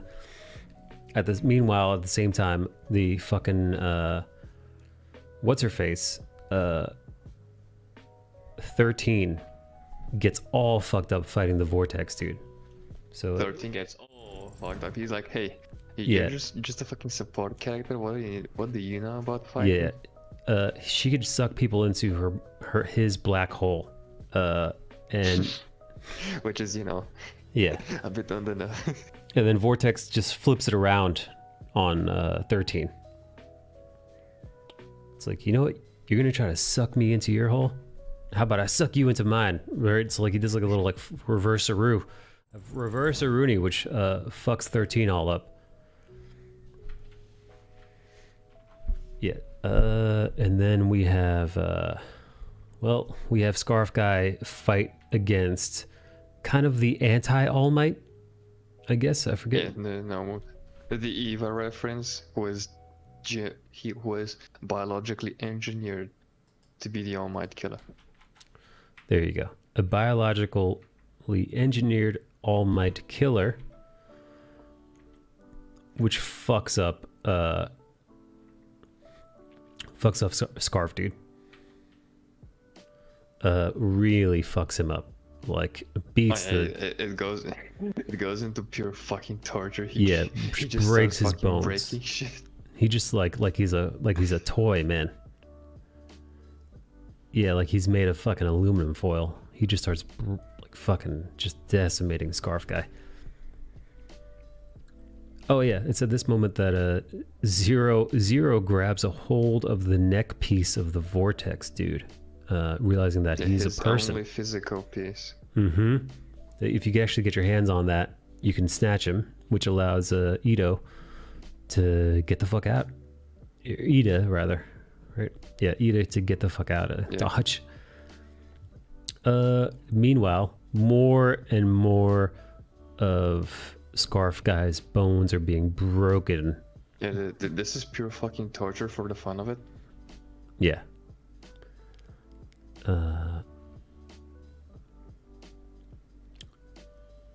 This looked pretty bad, man. When I was watching this, I legit thought Frog Girl was gonna be fucking just torn apart. Yeah, I had that bitch written off. I was like, ah, fuck. Yeah. The door's not gonna be fast enough that this guy just gonna fucking crumple her poor little frog face off.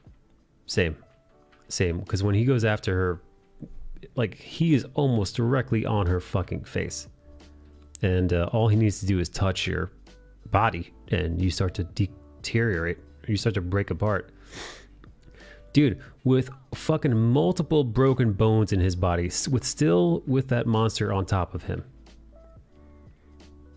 Scarf Dude fucking is able to shut down Hand Dude's powers. This badass motherfucker over here. It manages to still pull off his duty as a teacher, you know. He's responsible for the kids. Yeah. Yeah, it's fucking wild. And what does he get for it?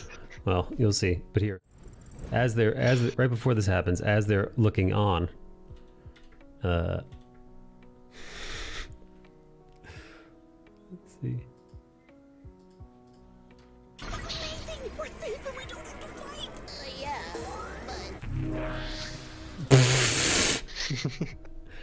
but... That's a full-on squeeze, my dude. That's a fucking... He gets a fucking full ass handful of titty before this scene happens.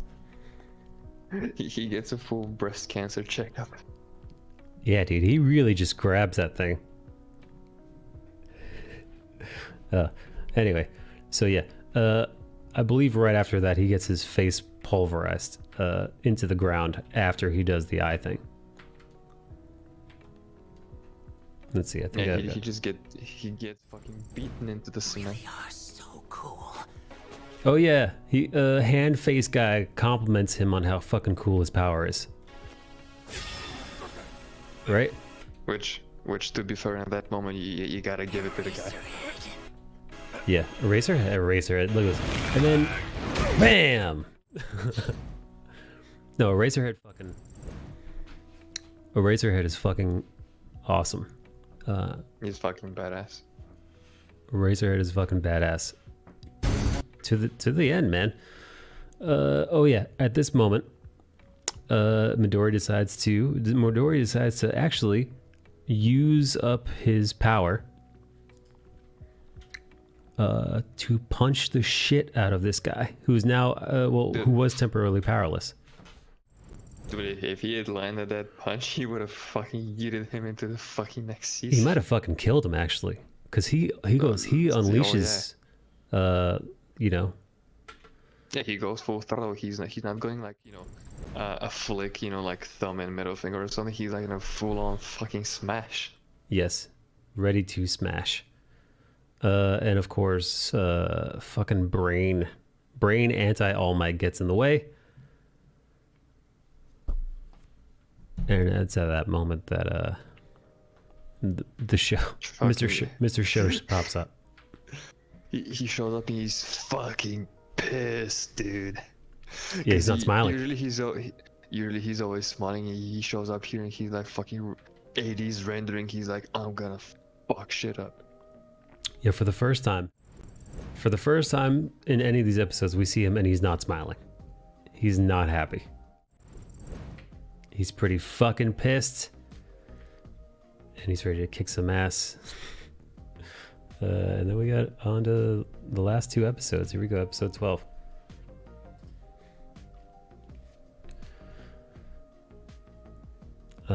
He immediately jumps into action. He shuts down, I don't know, man, fucking about 10 or 12 fucking bad dudes in one shot. He just fucking knocks them all down. He commands the kids to get Scarf Dude, get him into the, well, you know, the medical wing, get him to Nurse Gal. in the midst of that, he was fast enough to slap fucking one of the hands off that guy's face. He shows up, and in the time from him tearing his tie off to retrieving Aizawa, he knocks a dozen idiots out, and he slaps this guy's hand off his face. Yes, he does. Which And here's the really freaks him out. interesting thing. Oh yeah, and another interesting thing is that when this guy picks up this hand, he talks to his hand like, "Oh, father," and like, "Wait, is that your daddy's hand?" Hmm. Which gives you a little more of like a sneak Yes. peek at how diabolical this piece of shit is. Yeah, very weird the conversation he has with the hands. Also, we realize that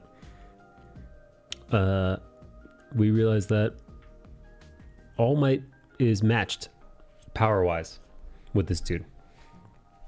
The anti-All Might, the All Might killer. Yeah, Nomo was built to be a shock absorber, and you literally can't punch your way through it unless, as Shigaraki says, you slowly gouge his flesh out. Which, it's not the most heroic thing to do to begin with, but also virtually fucking impossible against this guy. Yeah, All Might is surrounded. He is not at full power. Remember, again, he's already used his 3 hours up today. He's running on fumes, and he's being tag teamed. And fucking anti-All Might has got a hold of his weakest spot and is squeezing the shit out of it and bleeding him. The only person who's aware of this weakness is Midori. Drama Queen himself. Because none of the other kids know his weakness, and none of the other pros are there. So he decides to jump into the fray. And right as he decides to jump into the fray, Fireball Hand shows up, along with Hard Hands and Icy Hot. They show up to fuck these guys up, and they do. They actually get the upper hand. He puts his hot hand on the one vulnerable spot of Vortex guy, shutting him down. Yeah, this is where he tells him, "You fucking move, I'll blow your shit up." Yeah. And Kirishima's like, that's not very cash money of you. Yeah, it's not very ultra. Plus. Sure enough, even though he was damaged, we realized that fucking Anti-All Might also has the ability to regenerate. Yeah, he's like fucking Deadpool on steroids. Yeah.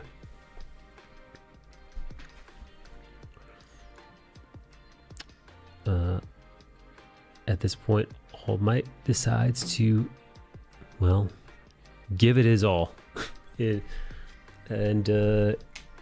goes toe to toe. He goes toe to toe with Anti-All Might, whatever the fuck his name is. Fish brain face. No more. The pressure they create by exchanging blows is so high that the portal guy, I forgot his name. The portal guy can't walk up, neither can the kids. Right. There's Yeah. literally there's this radius of wind pressure that is just impenetrable by anyone. Yeah. Some real Superman versus Doomsday energy here. Yeah. The force of their blows are just too strong for anybody else to intervene. And eventually, he goes, super He goes plus ultra max mega supreme 9000, and he just punches him into the stratosphere. Completely spent, All Might just stands there steaming because he literally has nothing left. He can't move. He could barely speak without losing all of his strength and reverting back to his regular form. Man doesn't even have enough strength to fucking shit himself. And he's hoping that they won't call his bluff. We get a little standoff here. It's at this point that Hand's face starts freaking the fuck out. He thinks all is lost. And then All Might is hoping that they'll bail. Hoping that him standing here will be enough to scare them off. But it doesn't work. The bad Midori guys. is the only one who's Yeah. like, he's bluffing, he's fucked up, he's already steaming, I can see it. Mm-hmm. And they call it a bluff. The portal guy is like, hey, our guys are recovering. This guy is very obviously fucked up. Mm-hmm. And if we all gang up on him, we can 1v9. We can 9v1 him. Mm-hmm. In a last-ditch effort, breaking his legs, and probably his arm about to be, Midori launches a attack. A pretty ballsy, self-sacrificey attack, because that's his move. On the vortex. This time they're ready. Yeah, this time they were ready. This time they're waiting for him. And he is literally inches away from being completely deteriorated by this Hands face guy. At that very last second, Hands Dude gets shot in the fucking hand by a bullet. First time I've seen a bullet happen in this show. I know, right? Like an actual gunshot, and then we see this fucking cool son of a bitch. Yeah, we see a, fucking gunslinger, cowboy type. Extra edge red hood. Yeah. Fucking old Robo McCree here shows up, lays these guys out, and then ta-da, just like that, the fucking heroes show up. Heroes show up. EDM DJ fucking lays everybody out, or at least lays all the thugs down. Mr. I swallow my own cum shot throws out a bunch of clones. Yeah. Yeah. Oh, yeah. Oh, Robo McCree shoots out the arms and legs of Hands Face Dude. Just boom, boom, He boom, boom, fucking- boom. He just straight up ults him. And then He fucking McCree ults him. Vacuum. Apollo 13 vacuums Vortex and Hands Dude into the black hole, but I guess because he's a Vortex, he could just teleport wherever. And of course, we see All Might finally reverting into his regular weak, super weak form within the steam. Midori starts to cry because he's a fucking crybaby. Because why wouldn't he? This is where he apologizes to All Might.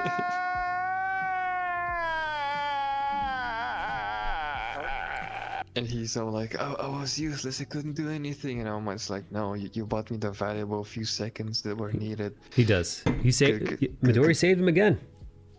Yeah, yet again. And of course, Midori's like, thank you, senpai. And starts fucking crying. Goddamn drama queen.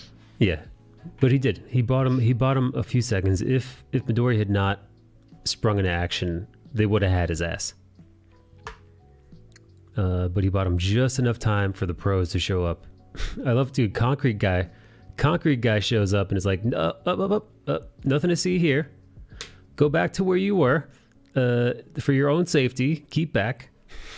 Totally covering for All Might, keeping his secret a Hell yeah. secret. And then Concrete guy, who looks like a couch cushion, turns to All Might and is like, "Hey, I'm a big fan." Yeah, that was awesome.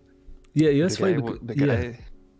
the guy's name is Cementos, and you know what's his power? Well, you fucking guessed it. Yeah. Back at Enemy HQ, we see Vortex looking real snazzy in his suit. Hands Dude is just on the ground bleeding out. And then we realize that there are some other folks at play here. There's a mastermind. Yeah. There is. There are at least two other people on the other end of this who want to know what happened to their genetically engineered monster to fight All Might, where it went, what happened to it, how they lost. They also say that their organization wasn't the organization that it was claimed to be. They said something along the lines of, "Oh well, thank God, it was blamed on the League of Extraordinary Douchebags instead of us."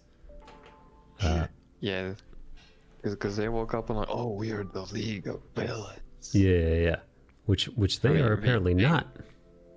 being very comic booky, but no, these guys they're something else. Mm-hmm. And while he's like, we failed, there was this crybaby kid who was in our way, and if he wasn't there, you were gonna kill him. And the guy was like, well, at least this is an opportunity to learn, and you can take as much time as you need, and All Might might be the symbol of peace, but you're going to be the symbol of fear. Oh, supervillains. And Yeah. I fucking hate this French guy who, like, people are talking about what they went through, and this guy was like, oh, do you know where I was? Do you know where I was? Do you know where I was? Oh, somewhere okay, secret. son of a bitch. Where were you? He's like, I'm not telling. It's secret. It's a secret. He's like, but I was looking very elegant. It's like, okay, buddy. You fucking fake. Yeah, so this is where we realize that they got fucked up, man. Scarf guy and astronaut. They got Oh, yeah, real fucking fucked up. Astronaut boy had some lacerations, but Scarpa had his orbital floor punched in. Ugh. Yeah, they don't know whether or not he'll ever be able to see again, which is his fucking power.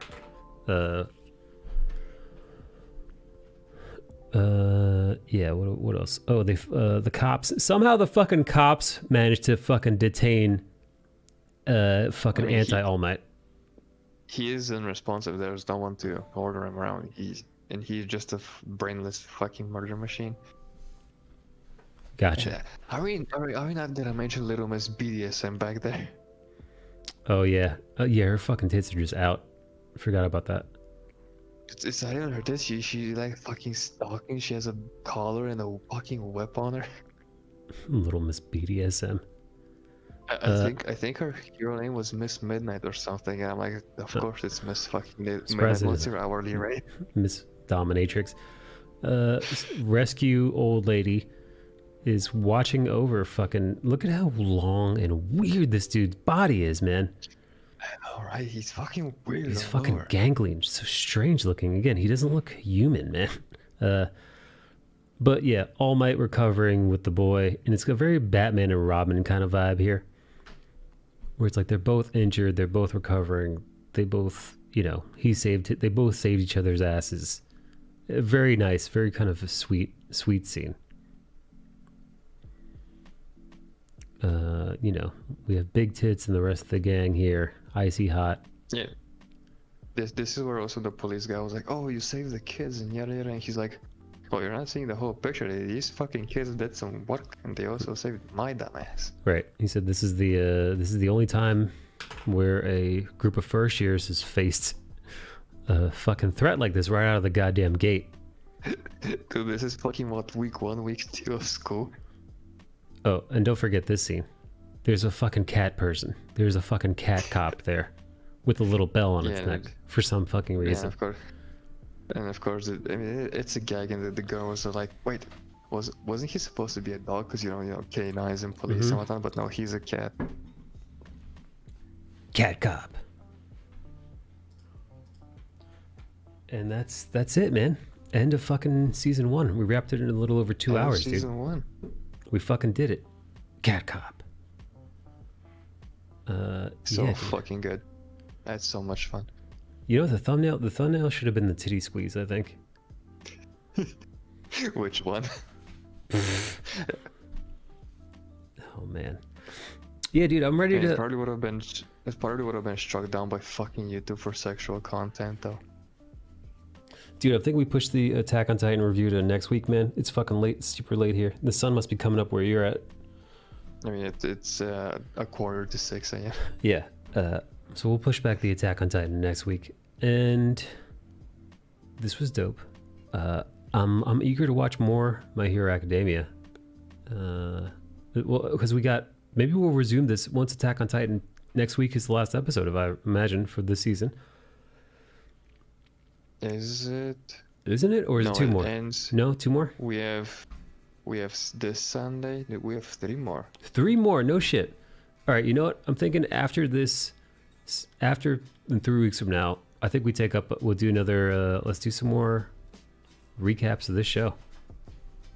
I'm fucking down. It's so fucking fun, dude. Yeah. All right, we'll do it. All right, I'll catch you guys Monday. Thank you for being here. Bill, thank you for being an excellent co-pilot. Appreciate it. Appreciate the feedback and the recommendation. Only one podcast this week because again it's late as shit and this is on me. But yeah, we'll be back Monday to hang out and talk shit, and we'll be back next week. We'll do 2 episodes of Attack on Titan. We'll do episode 13 and 14, I guess.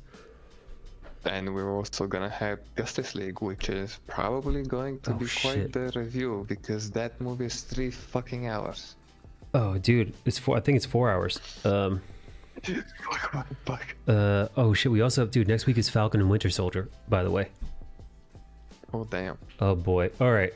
Well, we better get watching quick then. See you guys next week for our reviews. Thank you, Bale. Thank you, KG. Thank you, everybody else. Bye. Thank you, everyone. Thank you for having me. Have a great weekend. Have a And good weekend. Remember to